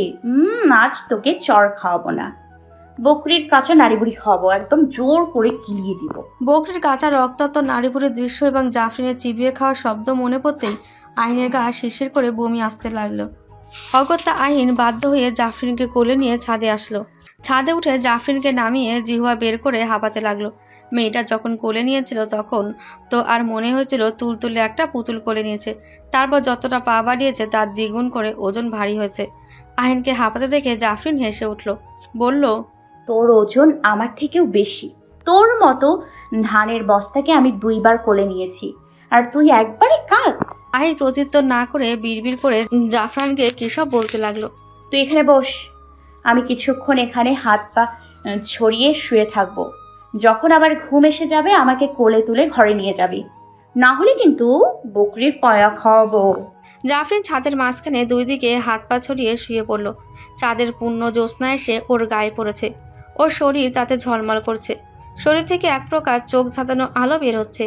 আইন সেদিকে তাকিয়ে থাকতে পারছে না, তবে তার মনে হচ্ছে চারদিকে একসাথে অনেক সাপের হিসেস আওয়াজ। ছাদটা যেন সাপে ভরে গেছে, এতটা জোরে আওয়াজ হচ্ছে। সেই সাথে জাফরিনের শরীর থেকে এক মোহনীয় তীব্র ঘ্রাণ বের হচ্ছে। ঘ্রাণের তীব্রতায় আহিনের মাথা ঝিমঝিম করে উঠছে। সে এখানে আর এক মুহূর্তও থাকতে পারছে না, দম কেমন যেন আটকে আসছে। দেরি না করে আহিন নিচে নেমে এসে ভেতর থেকে ছাদের দরজা তালা আটকে দিয়ে ঘরে চলে এলো। আইন অফিসে এসে কম্পিউটারের হিসাবগুলো মিলিয়ে নিচ্ছে। হঠাৎ ফোনে আয়েশা খানমের কল এলো। হ্যাঁ মা বলো। তুই সকাল সকাল কিছু না খেয়ে বেরিয়ে এলি কেন? একটা জরুরি কাজ ছিল, আমি এখানে খেয়ে নিয়েছি। কিছু বলবে? তোর দাদা জাফরিনের খোঁজ করছিল, কোথায় সে? আহিন বিরক্তি কণ্ঠে বলল, আর কোথায় থাকবে? কোনো রুমে হয়তো পড়ে পড়ে ঘুমাচ্ছে। তুমি কি ওর কথা বলার জন্য কল দিয়েছো? আরে না, সে মেয়ে ঘুমাক বা জাহান নামে যাক, আমার মাথা ব্যথা নেই। তোর দাদা বের হওয়ার আগে জিজ্ঞেস করছিল, তাই বললাম। সকাল থেকে তো দেখিনি ওকে। যে কথাটা বলতে ফোন দিয়েছি, আসার সময় বাবুর দোকান থেকে ছাদের চাবিটা বানিয়ে নিয়ে আসিস তো। সকাল থেকে চাবি খুঁজছি, চালের গুঁড়া রোদে দেব, পাচ্ছি না। মনে হয় হারিয়ে ফেলেছি। বাবুর কাছে চাবির মাপ আছে, আসতে নিয়ে আসিস। আচ্ছা নিয়ে আসবো, এখন রাখছি। ফোন রেখে কাজে মন দিতেই কি একটা ভেবে আহিন অস্থির হয়ে উঠল। বসের থেকে ছুটি নিয়ে তাড়াতাড়ি বাসায় এসে বিছানার তলা থেকে চাবি বের করে পাগলের মতো ছাদের দিকে ছুটে যায়। তালা খুলে ছাদে ঢুকে দেখে জাফরিন উল্টে পড়ে শুয়ে আছে, তার মুখ দিয়ে সাদা ফেনা বেরোচ্ছে। আহিন কাছে গিয়ে জাফরিনকে ধরে উঠায়। ওর শরীর একদম আগুনে ঝলসে যাওয়ার মতো গরম। আহিনের কলিজা মোচড় দিয়ে ওঠে, মেয়েটা মরে গেল নাকি? আহিন ডাক্তারকে বিদায় দিয়ে জাফরিনের মাথার পাশে এসে বসে। বড় একটা শ্বাস ফেলে জাফরিনের দিকে তাকালো। জাফরিন এখনো ঘুমোচ্ছে। ডাক্তার সাময়িকভাবে কিছু ওষুধ দিয়ে বলে গেছে, বেশি প্রেসার ক্রিয়েট করা হয়েছে, তার উপর শরীরে কিছু অংশের খুব জোরে আঘাত করা হয়েছে, তা সহ্য করতে না পেরে এমন অবস্থা হয়ে গেছে। জাফরিনের গলার কাছে লাল দাগ স্পষ্ট। চাবুক জাতীয় কিছু দিয়ে আঘাতটা করা হয়েছে বোঝা যাচ্ছে। মেয়েটাকে এখন ভীষণ শান্ত দেখাচ্ছে। চঞ্চল টাইপের বাচ্চারা বকা খেলে নিশ্চুপ হয়ে গেলে দেখতে যেমন মায়া মায়া লাগে, জাফরিনকে দেখে আহিনের তেমন লাগছে। জাফরিনের বুক থেকে শাড়ির আঁচল সরে আছে। আহিন সুন্দরভাবে গুছিয়ে বুক ঢেকে দেয়। তারপর জাফরিনের মুখের একপাশে এলোমেলো হয়ে থাকা পড়ে থাকা চুলের গোছা সরিয়ে দেয়। এমন সময় আয়েশা খানম এসে আহিনকে জিজ্ঞেস করে, মলো নাকি বেটা? কথাটা শুনে আহিন রাগান্বিত চোখে মায়ের দিকে তাকায়। কেন জানি তার এসব কথা শুনে খারাপ লাগছে। হালকা মেজাজ দেখিয়ে বলল, মা এসব কি কথা? দেখছই তো অসুস্থ হয়ে পড়ে আছে, তোমার কি বিবেকবোধ নেই? কিসের বিবেক দেখাবো ওর জন্য? একটা ডাইনি এসেছে তোমার জীবনটা নষ্ট করতে। মরে আপদ বিদায় হলে ভালো, তোর আবার ভালো দেখিয়ে একটা বিয়ে দেব। মা তুমি এখান থেকে যাও, সহানুভূতি না দেখাতে পারো, কারো মৃত্যু কামনা করো না। আয়েশা খানম কিছু অপ্রস্তুত বোধ করে চলে গেলেন। আহিন আরেকবার জাফরিনের দিকে তাকালো। কেন জানি জাফরিনের মুখের দিকে তাকিয়ে তার ভীষণ মায়া লাগছে। জাফরিনের ওপর তার যতই রাগ থাকুক, সে কখনো তার এমন অবস্থা দেখতে চায়নি, তাই হয়তো অনেক বেশি খারাপ লাগছে। জ্ঞান ফেরার পর জাফরিন গম্ভীর মুখে বসে আছে, কোনো কথাই বলছে না। রোজকার মতো পা দুলিয়ে আহিনকে কোনো রকমে বিরক্ত ও করছে না। এক দৃষ্টিতে জানালার দিকে তাকিয়ে আনমনে কি যেন ভেবে চলেছে। আহিন জাফরিনের সামনে বসে এক দৃষ্টিতে তাকিয়ে গলা ছেড়ে নিয়ে বলল, খুব বেশি ব্যথা আছে এখন? জাফরিন উত্তরে কিছু বলল না। একবার আহিনের দিকে তাকিয়ে আবার আগের মতো আনমনে বাইরের দিকে তাকিয়ে রইল। আহিন কিছুটা অবাক হলো, তারপর ভাবলো হয়তো অসুস্থ তাই এমন চুপ হয়ে আছে। আহিন কয়েকবার খাবার খাওয়ার তাগাদা দিল, কিন্তু জাফরিন প্রতিবারই মাথা নাড়িয়ে জানালো সে খাবে না। খাবার না খেলে ওষুধ খাবেন কি করে? রাতে কিন্তু ব্যথায় ঘুম হবে না। জাফরিন নিচু কণ্ঠে বলল, আমার খেতে ইচ্ছে করছে না। কি খেতে ইচ্ছে করছে বলুন, তাই এনে দিচ্ছি। ওষুধটা কিন্তু খেতেই হবে, না হলে শরীর আরো বেশি খারাপ লাগবে। এইটুকু বলে আহিন চমকে উঠল। নিজের অজান্তে সে বলে ফেললো বুঝতে পারল না। মেয়েটা খাচ্ছে না বলে তার এত খারাপ লাগছে কেন? কেন মন বলছে জোর করে হলো তাকে খাইয়ে দিতে? জাফরিন ছোট্ট নিঃশ্বাস ছেড়ে বলল। আপাতত তেমন কিছুই খেতে ইচ্ছে করছে। আহিন একটু হতাশ হলো। হঠাৎ করে মেয়েটা এমন হয়ে গেল যে তার দেখেই কান্না পাচ্ছে। আশা করেছিল প্রতিবারের মতো আহিনের গলা জড়িয়ে না হলেও খুব উৎসাহ নিয়ে চোখ বড় বড় করে বলবে, আমার অমুক জিনিস খেতে ইচ্ছে করছে, এনে খাওয়াবি? আহিন মন ভার করে উঠে যেতেই জাফরিন আহিনের টি শার্টের অংশ টেনে বাচ্চাদের মতো আধস্বরে আবদার করে বলল, আমার না মায়ের হাতের খুব ক্ষীরের পায়েস খেতে ইচ্ছে করছে, এনে খাওয়াবি? আহিনের মুখে হাসি ফুটে উঠল। তার মনে হচ্ছে জাফরিন যদি তাকে এমনভাবে চাঁদ এনে দিতে বলে সে চাঁদ এনে দেওয়ার বাজি ধরেও ফেলতে পারবে। আয়েশা খানম রান্নাঘরে কিশমিশ, কাজু, ক্ষীরসহ নানা সরঞ্জাম দেখে আহিনের দিকে চোখ পাকিয়ে তাকিয়ে বলল, হঠাৎ এসব কিনে এনেছিস কেন? মা, জাফরিনের খুব ক্ষীরের পায়েস খেতে ইচ্ছে করছে। তো আমি কি করব? ও মায়ের হাতের পায়েস খেতে চেয়েছে। ওর মা আদৌ কোথায় আছে জানি না। এখন তো তুমি ওর মা। তোমার একটা অসুস্থ সন্তান যদি খেতে চায় তুমি বানিয়ে খাওয়াবে না? ওকে, আমি সন্তান তো দূরের কথা, তোর বউ হিসেবেও মানি না। আর যে আমাকে মেরে ফেলতে চেয়েছিল তাকে আমি নিজ হাতে পায়েস বানিয়ে খাওয়াবো, সেটা ভাবলি কি করে? আইন শত বলেও আয়েশা খানমকে পায়েস বানাতে রাজি করাতে পারল না। অগত্যা সে বাইরে বেরিয়ে গেল। যে করে হোক, যেখান থেকে হোক পায়েস এনে খাওয়াবে জাফরিনকে। রাতের দিকে আহিন বাসায় ফিরল ছোট্ট হাঁড়ি ভর্তি পায়েস নিয়ে। অনেক কষ্টে সদর থেকে পায়েস আনার ব্যবস্থা করেছে। রুমের দরজায় আসতেই ভেতরের দৃশ্য থেকে তার চোখ ছানাবড়া হয়ে গেল। সে কি স্বপ্ন দেখছে নাকি কল্পনা করছে বোঝার জন্য কয়েকবার চোখ ডোলে নিয়ে আবার তাকালো। মা জাফরিনকে খুব যত্ন করে পায়েস খাওয়াচ্ছে। জাফরিনের মুখের গম্ভীর ভাবটা অনেকটা উবে গেছে। খাওয়ানোর ফাঁকে মা খুব যত্ন করে জাফরিনের লম্বা চুলে খোপা করে দিলেন। শাড়ি বদলে অহনার একটা 3 পিস পরেছে জাফরিন। খুব মিষ্টি দেখাচ্ছে তাকে। মায়ের কথায় আহিনের ভাবনা ধ্যান ভাঙল। তুই হাঁড়িতে করে কি পায়েস এনেছিস? হ্যাঁ, তুমি তো বললে পায়েস বানিয়ে দিবে না। বলছি বলে কি বানিয়ে দিতে পারবো না? হাঁড়িটা আমায় দে, এটার পায়েস খাওয়ানো লাগবে না, আমি বানিয়ে খাইয়ে দিয়েছি। হঠাৎ কি হলো তোমার? আয়েশা খানম একটু চাপা স্বরে বললেন, মেয়েটার অসুস্থ বাচ্চা বাচ্চা মুখটা দেখে মনটা গলে গেল। তার উপর আজ স্বরে বলে, কি জানিস মা, আপনার হাতের পায়েস খেতে না পারার আক্ষেপ নিয়ে যদি মারা যাই আপনার আফসোস হবে না? এমনভাবে বললে কি কেউ আর ঠিক থাকতে পারে? আহির মুচকি এসে জাফরিনের দিকে তাকালো। মেয়েটার মধ্যে যে কারো মন গলানোর অসীম একটা ক্ষমতা আছে। জাফরিন ওপাশ ফিরে ঘুমাচ্ছে। আহিন বারবার ঘাড় ফিরিয়ে দেখছে জাফরিন একবার এই পাশ ফিরে কেনা, কিন্তু জাফরিন আজ একটুও নড়ছে না। আর প্রতিদিন ঘুমালে তার হুঁশ থাকতো না। আহিন ঘুমের মধ্যেও জাফরিনের প্রচুর নড়াচড়ার কারণে যেমন তেমনভাবে চর লাথি খেত। এই জন্য একদিন তো আহিন উঠে সোফাতে শুয়েছিল।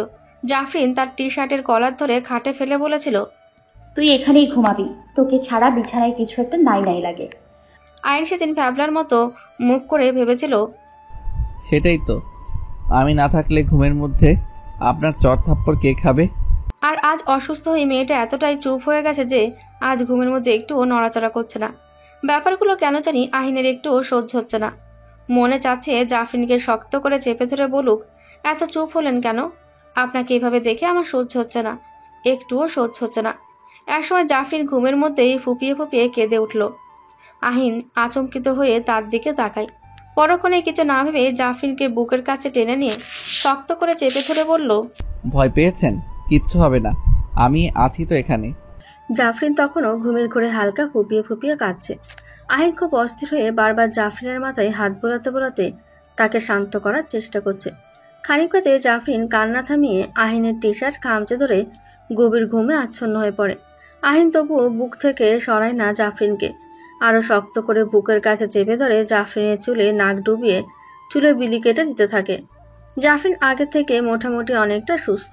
শরীরের দাগগুলো হুট করে মিলিয়ে গেছে। সবই ঠিক হয়ে গেছে, কিন্তু আগের মতো চঞ্চলতা ভাব যেন নেই। আহিনকে একরকম এড়িয়ে চলে, আগের মতো জ্বালায় না। খুব কমই কথা বলে, অতি দরকারি না হলে কথা বলে না এবং কি উত্তর দেয় না। এগুলো আহিনের মেনে নিতে কষ্ট হচ্ছে।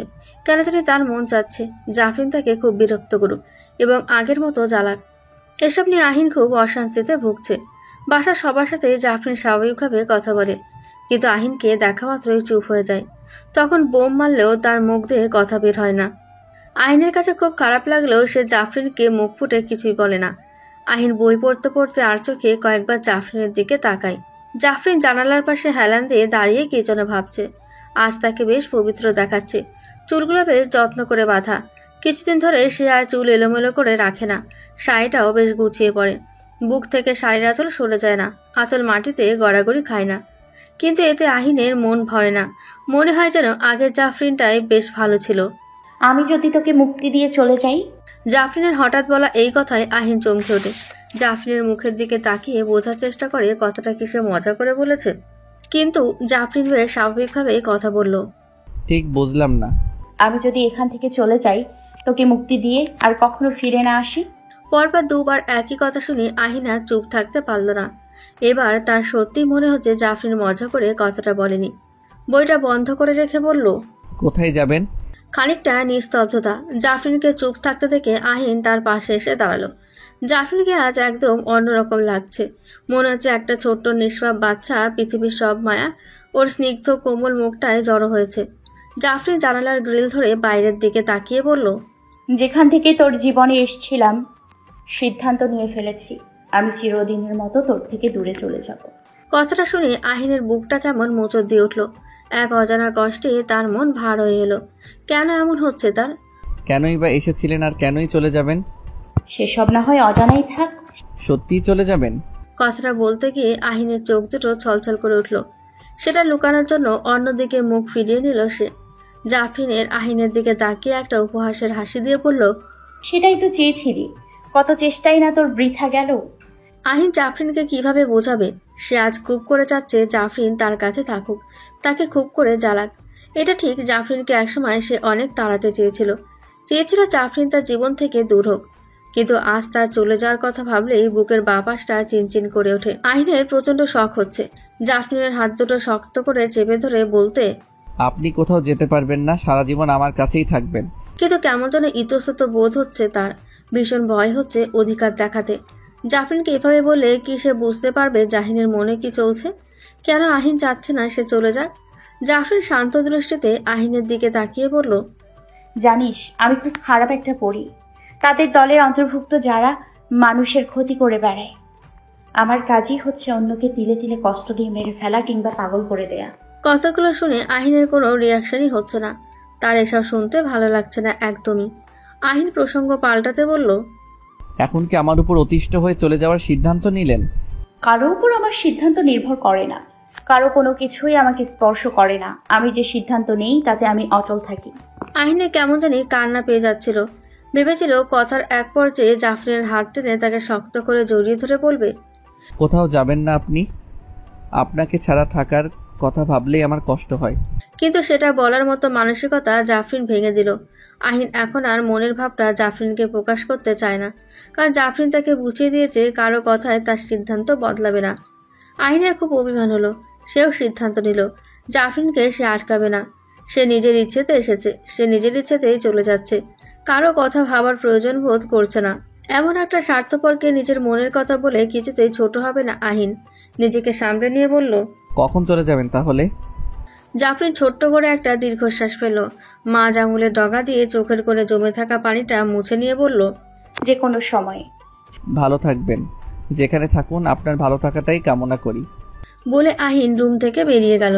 ছাদে এসে দরজা বন্ধ করে দিয়ে খুব কাঁদল আহিন। কেন এমন লাগছে তার? এই মেয়েটাকে তো সে খুব ঘৃণা করত, তাহলে তার জন্য এত কষ্ট কেন হচ্ছে তার? কিসের এত তাগিদ তাকে নিজের কাছে রাখার? জাফরিন টেবিলে নাস্তা দিচ্ছে। আহিন অফিসের জন্য বের হচ্ছে, এমন সময় মোতালেব খা পেছন থেকে ডেকে বলল, না খেয়ে কোথায় যাচ্ছ? অফিসে যাচ্ছি, জরুরি কাজ আছে। খেয়ে যাও। দাদার পিড়াপিড়িতে আহিনের টেবিলের এক কোণায় বসে পড়ল। আর চোখে জাফরিনের দিকে তাকালো সে।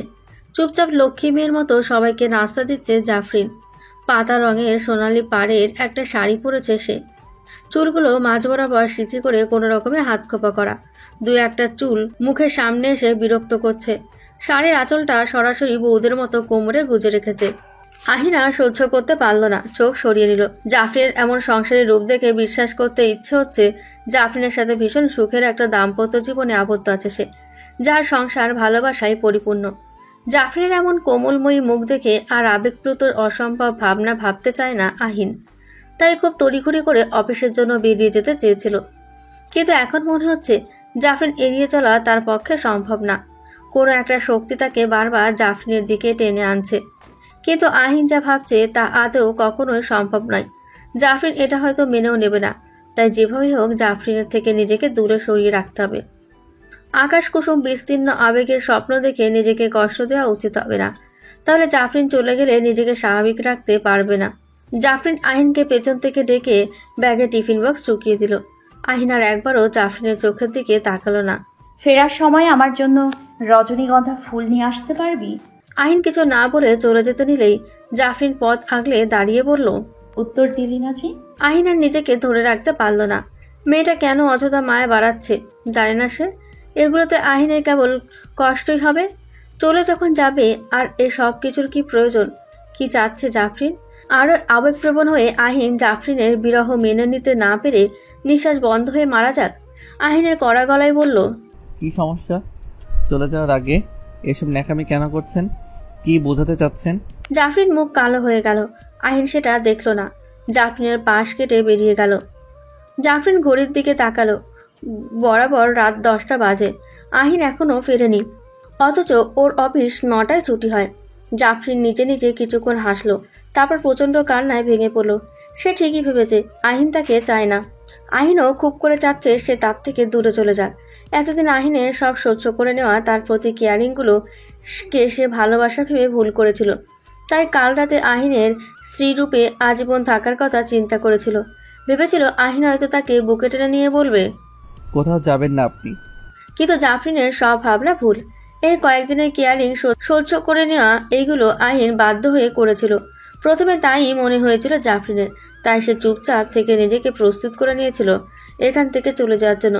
কিন্তু কাল আহিনের কণ্ঠস্বর তাকে ভাবিয়েছে আহিন তাকে চায়।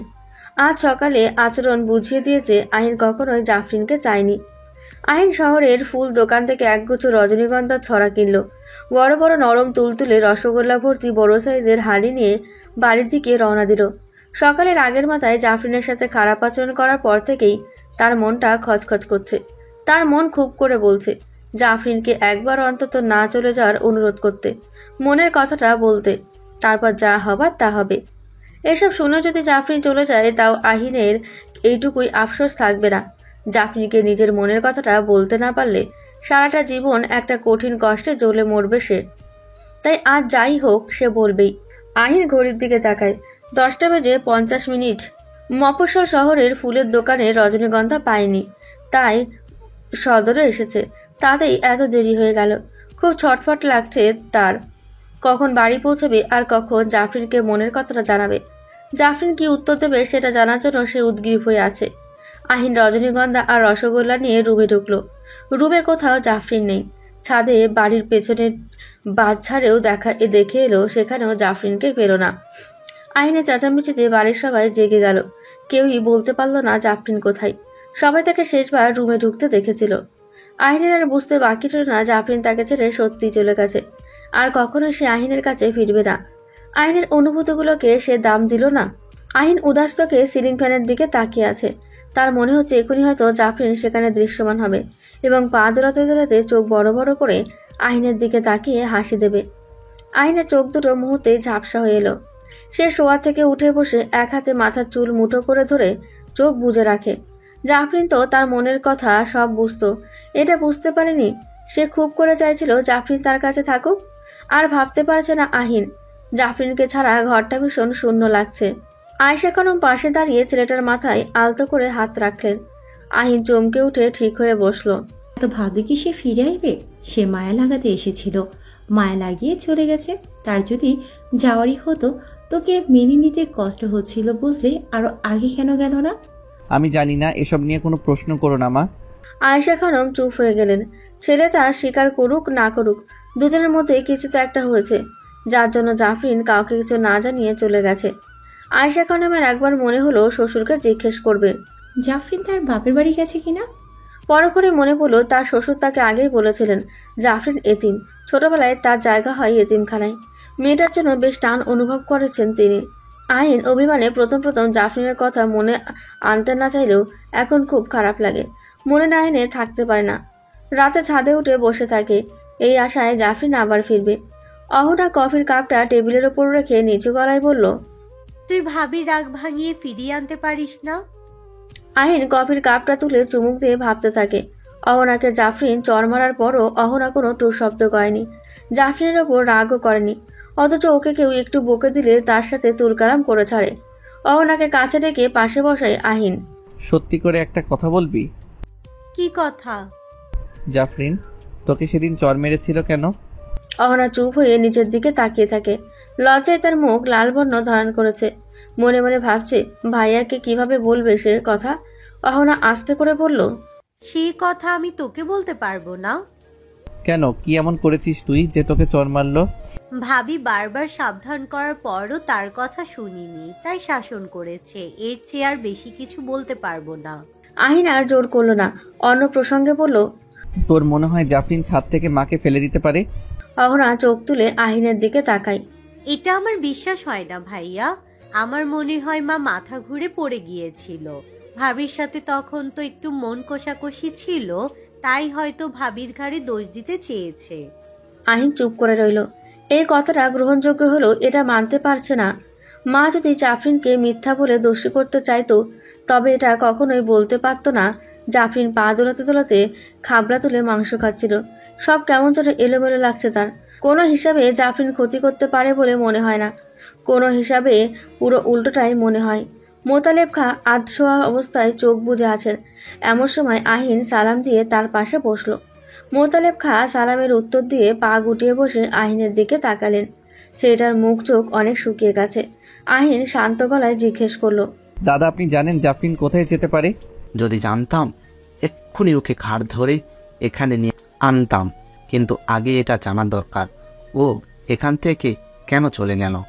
তুমি কি বলেছো ওকে? স্বামী স্ত্রীর মধ্যে তো সামান্য মনোমালিন্য হয় দাদা। ওর বাবার বাড়িতে যায়নি তো? ওর বাবার বাড়ি নেই, ও এতিমখানায় বড় হয়েছে। একদিন পথে আমি স্ট্রোক করেছিলাম, আল্লাহর রহমতে ওর বুদ্ধিতে বেঁচে গেছিলাম। তখনই ঠিক করে নেই ওকে আমার নাত বউ করবো। আহিন দীর্ঘশ্বাস ছাড়ল।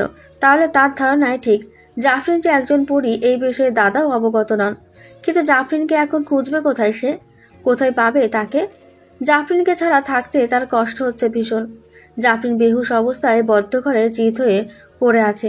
বাইরে জ্বলতে থাকা মশালের আলো জানলার এক কোণ দিয়ে ঢুকে পড়ে ঘরটাতে কিছুটা আলোকিত করে রেখেছে। কিছুক্ষণের মধ্যে জ্ঞান ফিরে এলো জাফরিনের। নিজেকে বদ্ধ ঘরে দেখে খুব একটা অবাক হলো না, যেন সে জানতো এখানে তাকে আনা হবে। দরজা খোলার শব্দে জাফরিন কিছুটা কেঁপে উঠল। নিজেকে যতটা সম্ভব গুটিয়ে নিল। একটা শক্ত সামর্থ্যবান লোক মোটা চাবুক হাতে নিয়ে ঘরে ঢুকলো। তার গাল ভর্তি দাড়ি গোঁফ, তান্ত্রিক সাধকদের মতো পোশাক পরা। চাবুক অন্য হাতে পেঁচাতে পেঁচাতে জাফরিনকে কেন্দ্র করে তার চারপাশে ঘুরতে লাগলো। আমাকে এখানে ধরে এনেছেন কেন? আমি তো বললাম আমি আপনার আর কোনো কথাই শুনবো না। লোকটা অট্টহাসিতে ফেটে পড়ল। হাসি থামিয়ে বলল, আমার কষ্টের ফল এভাবে জলে যেতে দিয়ে কি করে? বলেই কি সব বিড়বিড় করতে করতে জাফরিনের গায়ে চাবুক দিয়ে সজোরে আঘাত করতে শুরু করলো। জাফরিন ব্যথা সহ্য করতে না পেরে মেঝেতে আছড়ে পড়ে ছটফট করতে লাগলো। লোকটা তাতে ক্ষান্ত হলো না।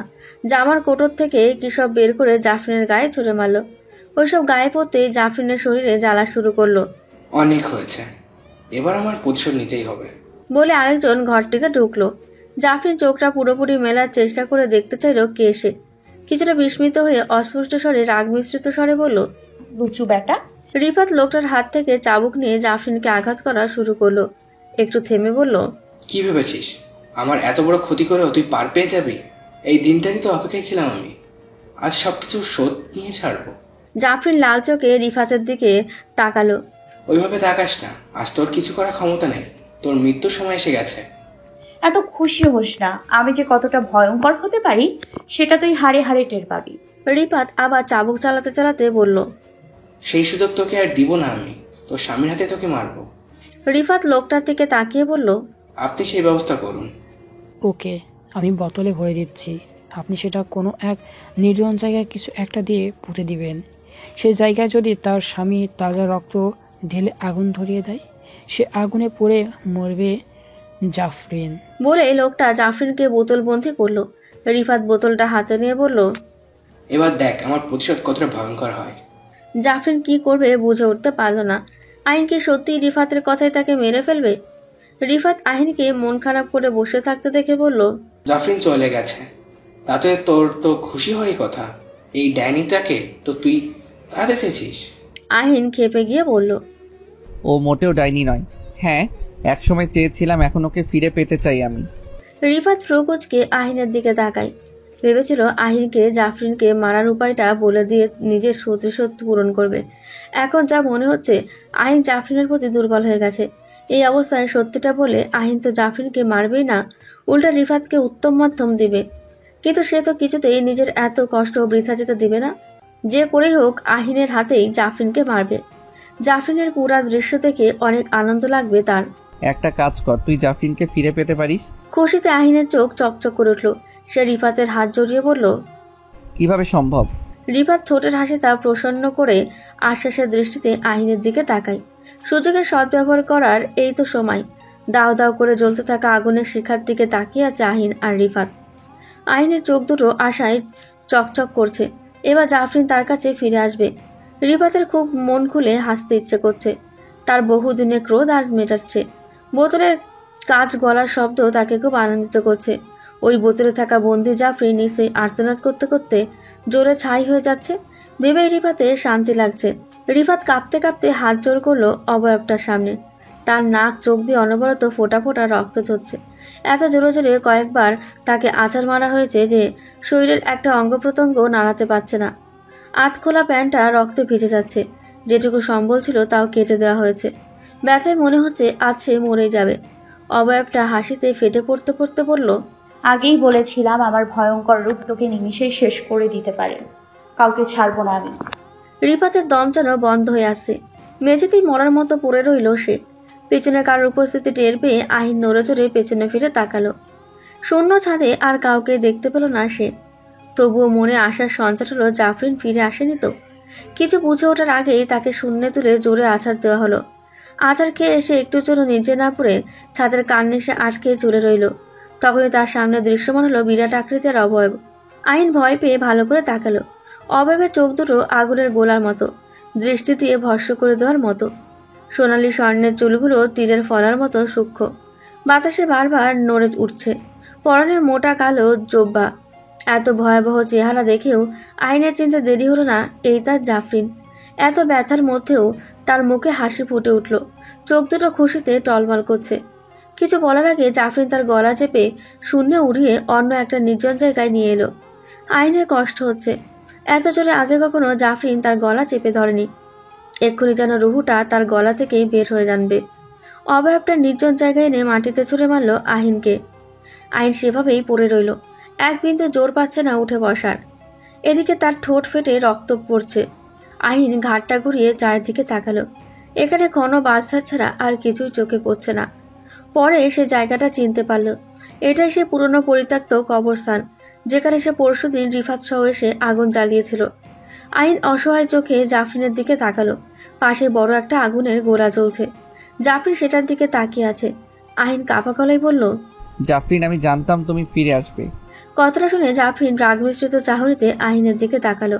তারপর অর্ধ হাসিতে ফেটে পড়ে বলল, তুই তাহলে জানতিস তোর মৃত্যু দূত আসবে।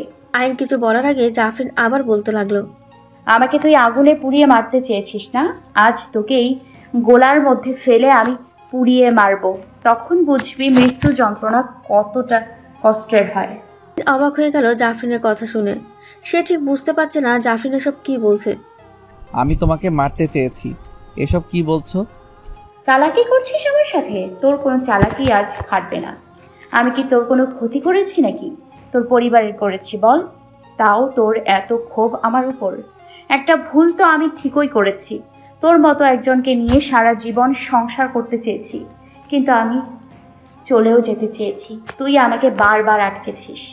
তোর মনের কথাগুলো বুঝে আমি তোর কাছে থেকে গেছি, এই ভেবে তুই আমাকে চাস, কিন্তু আমি ভুল করেছি। আইনের মনে হলো জাফরিন কোনো কিছু তাকে ভুল বুঝে আছে। এই ভুল ভাঙানোটা প্রয়োজন। জাফরিন, তুমি একটু ভুল করনি।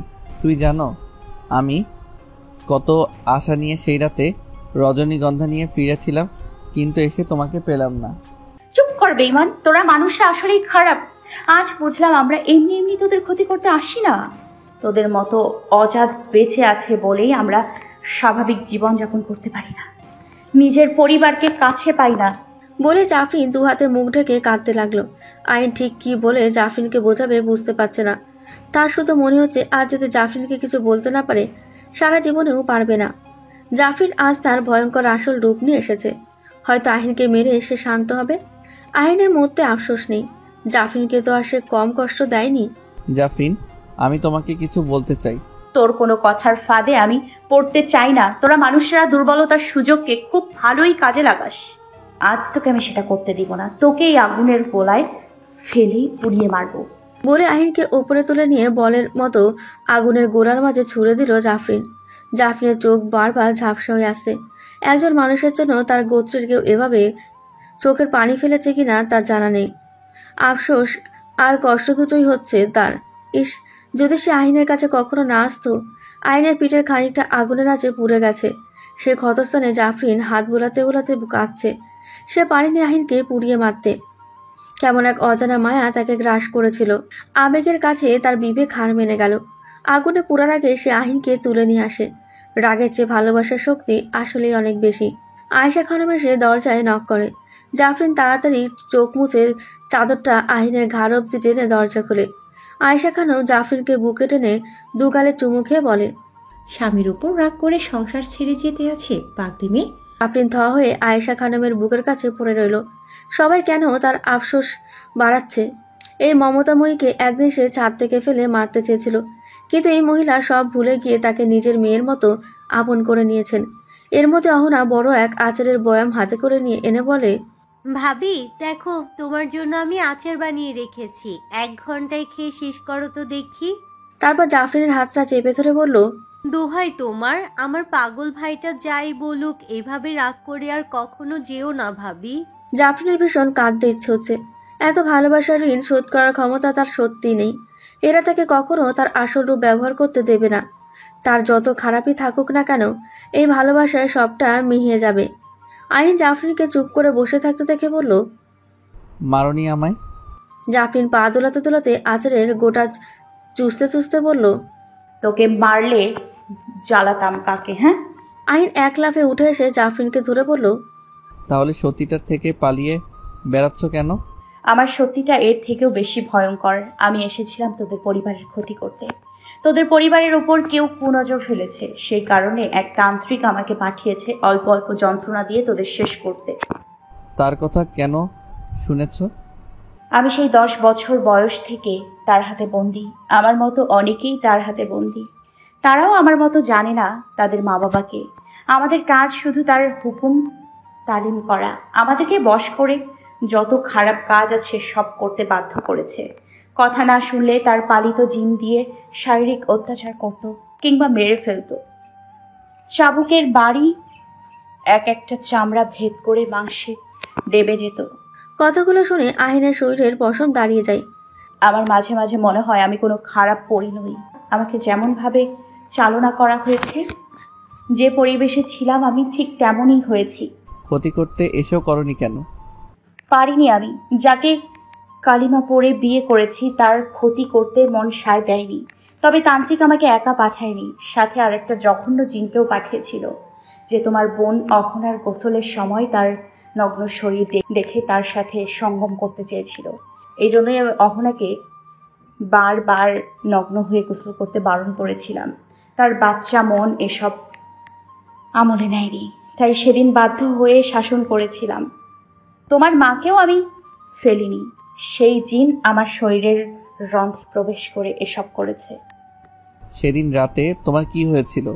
পূর্ণ চাঁদের আলোয় আমাদের শক্তি বৃদ্ধি পায়, তখন আমরা শক্তিপূর্ণ থাকি। আমি আজ করতে পেরেছিলাম এই সময় তান্ত্রিক বা জিন আমার উপর হামলা করতে পারে, তাই তোকে বলেছিস সেখানে থাকতে, কিন্তু তুই চলে গেলি। সেই সুযোগে ওরা আমাকে চাবুক দিয়ে আঘাত করে। আইনের কথাটা শুনে খুব খারাপ লাগছে। কত বড় ভুলটাই না করেছিল সে। আমি এখন আর তোদের সাথে থাকতে চাচ্ছি না। একজন খারাপ পরীর সাথে আজীবন তোর কাটানো ঠিক হবে না। আমাকে তালাক দিয়ে দে তুই। আইন জাফরিনের মুখটা চেপে ধরে বলল, এটা কখনোই হবে না। আমাকে সারা জীবন জ্বালানোর দায়িত্বটা তোমায় নিতেই হবে। বিনিময়ে তুমি খারাপ জিনিসগুলো ত্যাগ করো। কিন্তু তোর পরিবার? কেউ এসব কখনোই জানবে না। জাফরিন আর কিছু বলতে পারে না। আহিনের বুকে মাথা ঠেকে কান্নায় ভেঙে পড়ে। আহিন আস্তে আস্তে জাফরিনের চুলে বিলি কেটে যায়। জাফরিন একটু চুপ থেকে খিলখিলিয়ে হেসে বলে, আমাকে শেষবারের মতো বকরি এনে খাওয়াবি? আহিনের শরীর গুলিয়ে ওঠে। পানসে মুখ করে বলে, আবার? হ্যাঁ, এবার দুজনে একসাথে গাছে বসে খাবো, কেমন? কথাটা শুনে আহিনের মাথা ঘুরতে থাকে। জাফরিন কাঁধের ওপর পড়ে ওয়াক ওয়াক করতে থাকে আর জাফরিন খিলখিল করে হাসতে থাকে। আহিন আর জাফরিন পাশাপাশি বসে আছে ছাদের রেলিংয়ে। জাফরিন অভ্যাস মতোই পা দোলাচ্ছে আর মাথাটা আহিনের কাঁধের ওপর রেখে গুনগুন করছে। আহিন পিঠের পেছনে হাত দিয়ে জাফরিনকে শক্ত করে বুকের কাছে জড়িয়ে রেখেছে। জাফরিনের দিকে যতবার তাকায় নিজেকে খুব সুখী একজন মানুষ মনে হয়। জাফরিন আহিনের কথায় নিজের খারাপ সত্তাকে ত্যাগ করে খুব মন দিয়ে সংসার করতে ব্যস্ত হয়ে গেছে। আগের মতো বাচ্চা মেয়ে খুব একটা করে না, তবু আহিনকে ভয় দেখানোর জন্য মাঝে মাঝে বকরি খাওয়ার কথা বলে। ছেলেটার মুখের অবস্থা যা হয় তা দেখে ওর প্রচণ্ড হাসি পায়। এত ভীতু কেন তার স্বামীটা ভেবেই খিলখিল করে হেসে ওঠে জাফরিন। আহিন হাসির শব্দে জাফরিনের দিকে মুগ্ধ দৃষ্টিতে তাকায়। হাসলে মেয়েটার বাচ্চা বাচ্চা ভাবটা ফিরে আসে। হাসছো কেন? তুই কি ভিতরে বুদ্ধু? একসময় ছিলাম বটে, এখন পরীর সাথে থেকে সাহসী হয়ে গেছি। না হলে কি রাত 3টা বাজে কেউ পরীর সাথে ছাদে উঠে বসে থাকে? জাফরিন কৃত্রিম রাগ দেখায়। পরিচয়টা তার এখন আর ভালো লাগে না। শুনলেই অতীত মনে পড়ে যায়। কত মানুষের ক্ষতি করেছে এই পরিচয়ে। পরি করছিস কেন সব সময়? আমি এখন পরি নই, তোর বিয়ে করা বউ। বারবার বারণ করার পরেও কেন ডাকিস আমাকে ওই পরিচয়ে? আইন বেশ মজা পায় জাফরিনের রাগ দেখে। অথচ এই পরিচয়ে বিয়ের প্রথম রাত থেকে তাকে ভয় দেখে এসেছে, করুণ অবস্থা করে ছেড়েছে। এখন কিনা এই পরিচয় শুনলেই রাগ করে। আইন জাফরিনের কপালে ঠোঁট ছুঁয়ে বলে, এত রাগ করো কেন? এই পরিচয় তো তুমি প্রথম রাতে দিয়েছিলে। কতদিন ভয় দেখিয়েছো বলো? জাফরিন গোমরা মুখ করে আহিনের দিকে তাকায়, তারপর হাসি প্রসারিত করে বলল, পরি যখন করছিস আমাকে বকরি এনে খাওয়া। কথাটা শুনে আহিনের মুখ কালো হয়ে গেল। জাফরিন খিলখিল করে হাসতে থাকে। আইন পানসে মুখ করে বলে, এসব বলে খুব মজা নাও তাই না? তোর চেহারাটা না দেখার মতো হয়, বুঝলি? আইন ও জাফরিনের হাসির সাথে তাল মিলাই মেয়েটার সহ্য ক্ষমতা প্রচুর। কোনো কিছুতেই মন বেশিক্ষণ খারাপ করে থাকে না। সময় যত যাচ্ছে তার জাফরিনের গুণগুলো বেশ ভালো লাগছে। 1 বছর আগে অজানা কারণবশত জাফরিনের গর্ভের বাচ্চাটা নষ্ট হয়ে গেছে। তারপর থেকে সে বেশ চেষ্টা করছে আবার ঘর আলো করার জন্য, কিন্তু এখনও কোনো সুসংবাদ আসেনি। তাও এই 2 বছরের সংসারে দুজনের ভালোবাসার কোনো ঘাটতি নেই। অনাগত বাচ্চার কথা ভেবে যখন আহিনের মনটা ভার হয়ে আসতো, জাফরিন বুঝতে পারত। আহিনে টি শার্ট খামচে ধরে বলতো, পরীর গর্ভে কখনো মানুষের বাচ্চার জন্ম নেয় না, শুধু শুধু আশা করে আছিস। আহিন হাসি মুখে বলতো, আল্লাহ চাই না কি না সম্ভব বলো? যদি ভাগ্যে না থাকে তবে আফসোস নেই। আমার জীবনের সেরা প্রাপ্তি হলে তুমি, আর কিছুর প্রয়োজন নেই। তারপর থেকে জাফরিন আর কখনোই সব বলতো না। আইন ভেবে নিয়েছিল জাফরিন হয়তো কথাটাই বেশ সান্ত্বনা পেয়েছে। জাফরিন অবাক দৃষ্টিতে আহিনের দিকে তাকিয়ে আছে। আইন বকরির মাংস রান্না করতে ব্যস্ত, বেশ যত্ন সহকারে সব নিজের হাতে করছে। ক্ষীরের পায়েসও বসিয়ে দিয়েছে বাইরের ইটের চুলায়। জাফরিনকে সামনে বসিয়ে রেখেছে, কিছুতে হাত লাগাতে দিচ্ছে না। জাফরিনের চোখ দুটো বারবার ছলছল করে উঠছে। এই মানুষটা তাকে এত ভালোবাসে, কখনো খারাপ পরিভেবে ভালোবাসায় কমতি রাখেনি। হঠাৎ তার নাকে পোড়া পোড়া গন্ধ ভেসে আসে। রান্না কি পুড়ে যাচ্ছে? পোড়া পোড়া গন্ধ পাচ্ছি। আইন চোখ তুলে জাফরিনের দিকে তাকিয়ে লাফিয়ে ওঠে। চুলা থেকে জাফরিনের শাড়ির আঁচলে আগুন লেগে গেছে। আইন দ্রুত এসে জগের পানি ঢেলে জাফরিনকে বুকে টেনে নেয়। ভয়ে তার বুক এখনো থুকপুক করছে। ভাগ্যের সময় মতো দেখতে পেয়েছে। আরে বুদ্ধু, এত ভয় পাচ্ছিস কেন? দেখলে না শাড়িতে আগুন লেগে গেছে? ঠিক সময় যদি কিচ্ছু হতো না, সাধারণ আগুনে আমাদের কিছু হয় না। কিন্তু সেদিন তো রিফাত তোমাকে আগুন দিয়ে পুড়াতে চেয়েছিল। হ্যাঁ, তাই আমার কিছু হয়নি। কাচের বোতল গলে যাওয়ার পর আমি সেখানে থেকে বেরিয়ে এসেছি, আর ও তাজা রক্ত ঢালার কথা ভুলে গিয়েছিল। তাই শুধু সাধারণ আগুন আমার কোনো ক্ষতি করতে পারেনি। আল্লাহর কাছে শুকরিয়া। তোমাকে আর এখানে বসতে হবে না, বাসায় যাও। আমি রান্না শেষ করে নিয়ে আসছি। বাসায় খাবো না, বাসায় বসে খাবো। এসব কি পাগলামি জাফরিন? কথাটা শুনে জাফরিন মুখ গোমরা করে ফেলে। আহিন তা দেখে অগত্যা বলল, আচ্ছা আচ্ছা তাই হবে, আমি রান্না শেষে ডাকবো। বাচ্চারে বসে পা দোলাতে দোলাতে জাফরিন আহিনের হাত থেকে খাচ্ছে আর মাঝে মাঝে বাচ্চামি করছে। জাফরিনের মুখ মুছিয়ে দিয়ে আহিন বলল, খাওয়া শেষ, এখন চলো বাসায় যাবে। আরে থাকি না। দেখ আজকের চারটা কত বড় করে উঠেছে। বেশিক্ষণ না, মাত্র 10 মিনিট থাকবো। ঠিক আছে, তুমি বসো, আমি এইগুলো চট করে রেখে আসছি। আহিন চলে যাওয়ার পর হঠাৎ একটা বড় ছুরি এসে জাফরিনের পাশ দিয়ে একটা বাঁশের মাঝামাঝি ঢুকে বাস দুখণ্ড হয়ে যায়। জাফরিন ভয় পেয়ে উঠে চারদিকে তাকাতে থাকে। কাউকে দেখতে পাচ্ছে না সে, তবে মনে হচ্ছে তার আশেপাশে কেউ আছে। কারো পায়ের তলায় বাঁশের শুকনো পাতাগুলো দুমড়ে মুছে যাওয়ার শব্দ কানে আসছে। জাফরিন চিৎকার করে আহিনকে ডাকতে ডাকতে ছুটে যায়, কিন্তু কেউ তাকে ল্যাং মেরে মাটিতে ফেলে দেয়। এর মধ্যে আহিন চলে আসে। জাফরিনকে মাটিতে পড়ে কোকড়াতে দেখে অস্থির হয়ে যায়। জাফরিনের কাছাকাছি আসতে কেউ বড় বাঁশ দিয়ে তার মাথা বরাবর আঘাত করে। আহিন নিস্তেজ হয়ে মাটিতে চিত হয়ে পড়ে থাকে। জাফরিন প্রাণপণে চিৎকার করছে, কিন্তু আওয়াজ তত বের হচ্ছে না।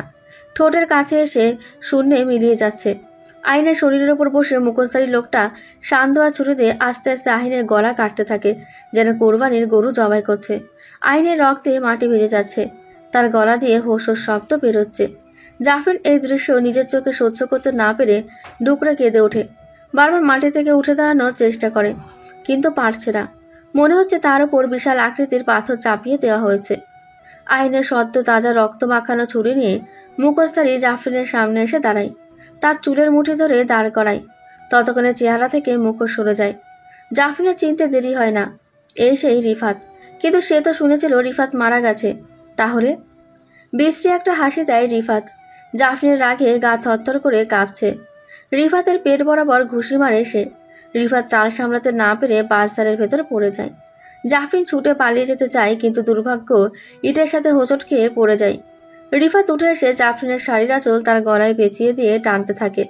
জাফরিনের দম বন্ধ হয়ে আসছে, মনে হচ্ছে এক্ষুনি নিঃশ্বাস আটকে মরে যাবে। আলতো করে হালকা ফোলা পেটটার ওপর হাত রাখে সে। মনে মনে বলে, এবারও তোকে বাঁচাতে পারলাম না, আর তোর বাবাকেও না। নিজের অনাগত সন্তানের কথা ভেবে মৃত্যু যন্ত্রণাটা আরো বেশি হচ্ছে তার সাথে এখন তাদের ভালোবাসার চিহ্নও বিলুপ্ত হতে চলেছে। কিছুক্ষণের মধ্যে জাফরিনের ছটফটানিও বন্ধ হয়ে যায়। রিফাত জাফরিনের নাকের কাছতে হাত দেয়। জাফরিনের মৃত্যু সম্পর্কে নিশ্চিত হয়। তারপর শীষ বাজাতে বাজাতে নিজের পটে হাতা দেয়। আবছা অন্ধকারে পড়ে থাকে জাফরিন আর আহিনের মৃত শরীর। জাফরিনের চোখ পানিতে টলমল করছে।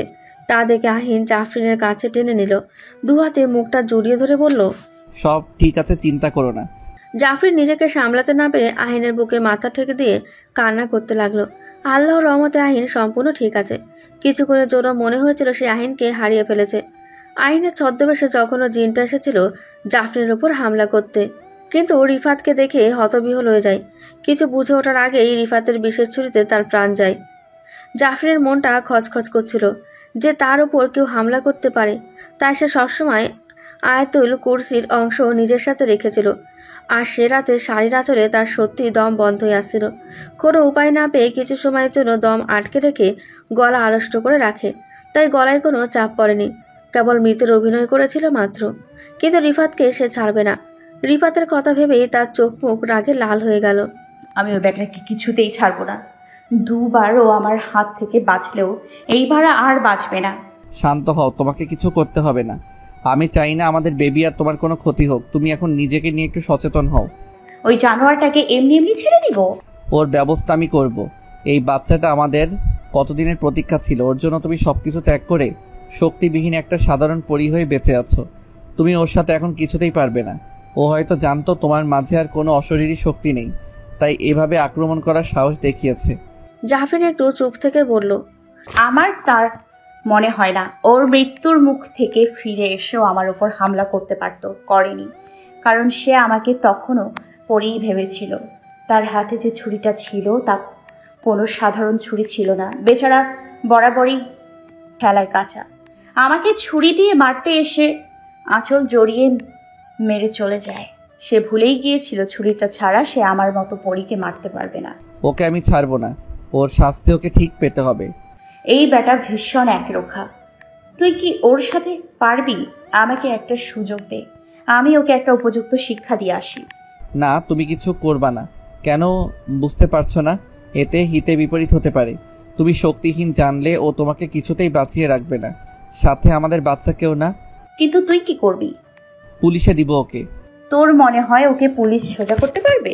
এসব কিছুতে ওর শিক্ষা হবে না। তুই ওকে আমাদের 40 দাওয়াত পাঠানোর ব্যবস্থা কর, বাকিটা আমি দেখে নিচ্ছি। আহিন কিছু বলতে চাইলে জাফরিন বাধা দেয়। ঈশান, আল্লাহ, আমার কিছু হবে না। রিফাত আহিনের বাড়িতে ঢুকে থাকে পুরো বাসায় নীরবতা বিরাজ করছে। কয়েকবার ডেকেও কোনো সাড়া শব্দ পাওয়া গেল না। রাতের বেলায় আয়েশা খানম তাকে ডাকলো, কেন সেটা ও বুঝলো না। আচ্ছা, কোনোভাবে কি সবাই ওকে সন্দেহ করছে ভেবে রিফাত থমকে দাঁড়ায়। পরক্ষণেই ভাবে, তাকে তো কেউ খুন করতে দেখেইনি। উপরন্তু যদি তেমনই হতো, সবার আগে পুলিশে তাকে জিজ্ঞাসাবাদ করত। এসব ভাবতে ভাবতে রিফাত বাসায় ভেতরে ঢোকে। ঢোকার সাথে সাথে বাইরে থেকে কেউ দরজা বন্ধ করে দেয়। রিফাত ঢোক গিলে চেঁচাতে থাকে, কে ওখানে?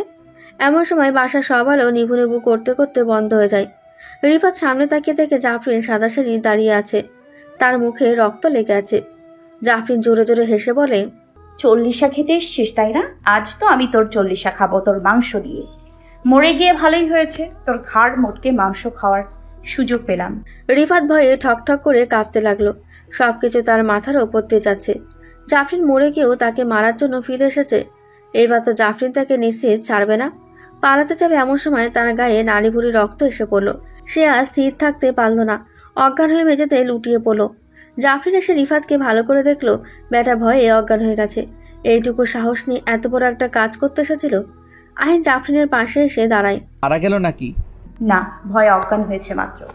বাসায় সবাই ফেরার আগে একে কোথাও ফেলে আসতে হবে। কোথায় ফেলবে?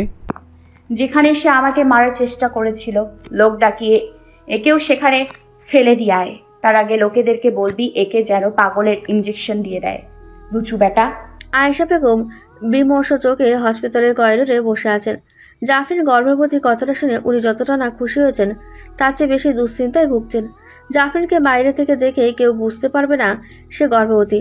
তার উপর মাত্র 6 মাসের মাথায় কারো প্রসব বেদনা উঠতে পারে, এমনটা তিনি কখনোই শোনেননি। সন্ধ্যাবেলায় জাফরিনের প্রসব ব্যথা ওঠার সাথে সাথে তাকে হাসপাতালে নিয়ে এসেছে আহিন। আহিনের খুব দুশ্চিন্তা হচ্ছে, এইবারে যেন তার বাচ্চাটার কোনো ক্ষতি না হয়। জাফরিন এই বাচ্চাটার জন্য সবকিছু ত্যাগ করেছে। এবার যদি কোনো দুঃসংবাদ শুনে ও হয়তো ভেঙেই পড়বে। নার্স এসে খবর দিল একটি সুস্থ স্বাভাবিক মেয়েবাবু হয়েছে।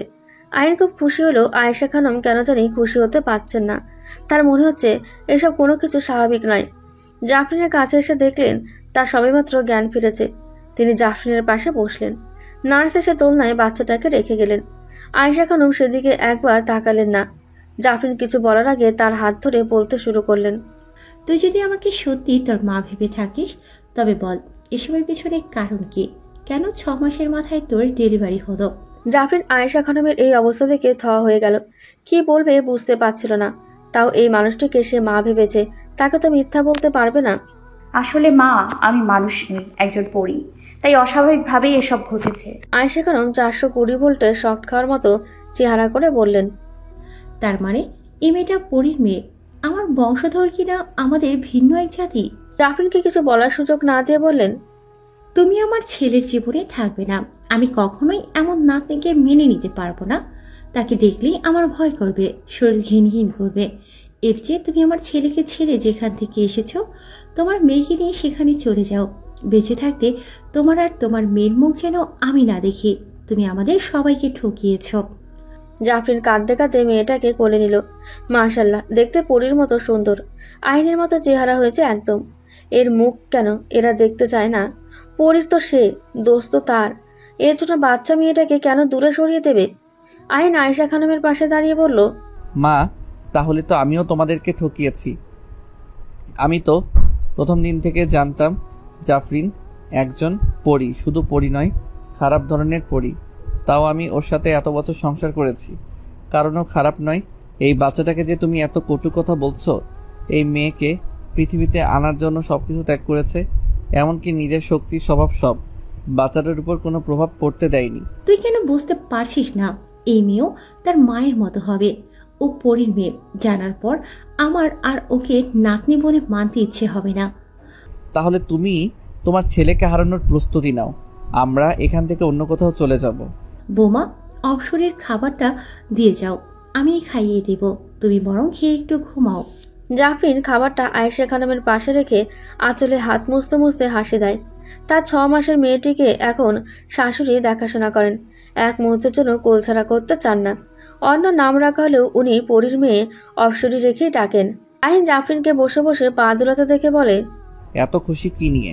জাফরিন আহিনের গলা জড়িয়ে ধরে বলে, জানিস মা আমাদের মেয়েকে আস্তে আস্তে করে পুরোপুরি মেনে নিয়েছেন।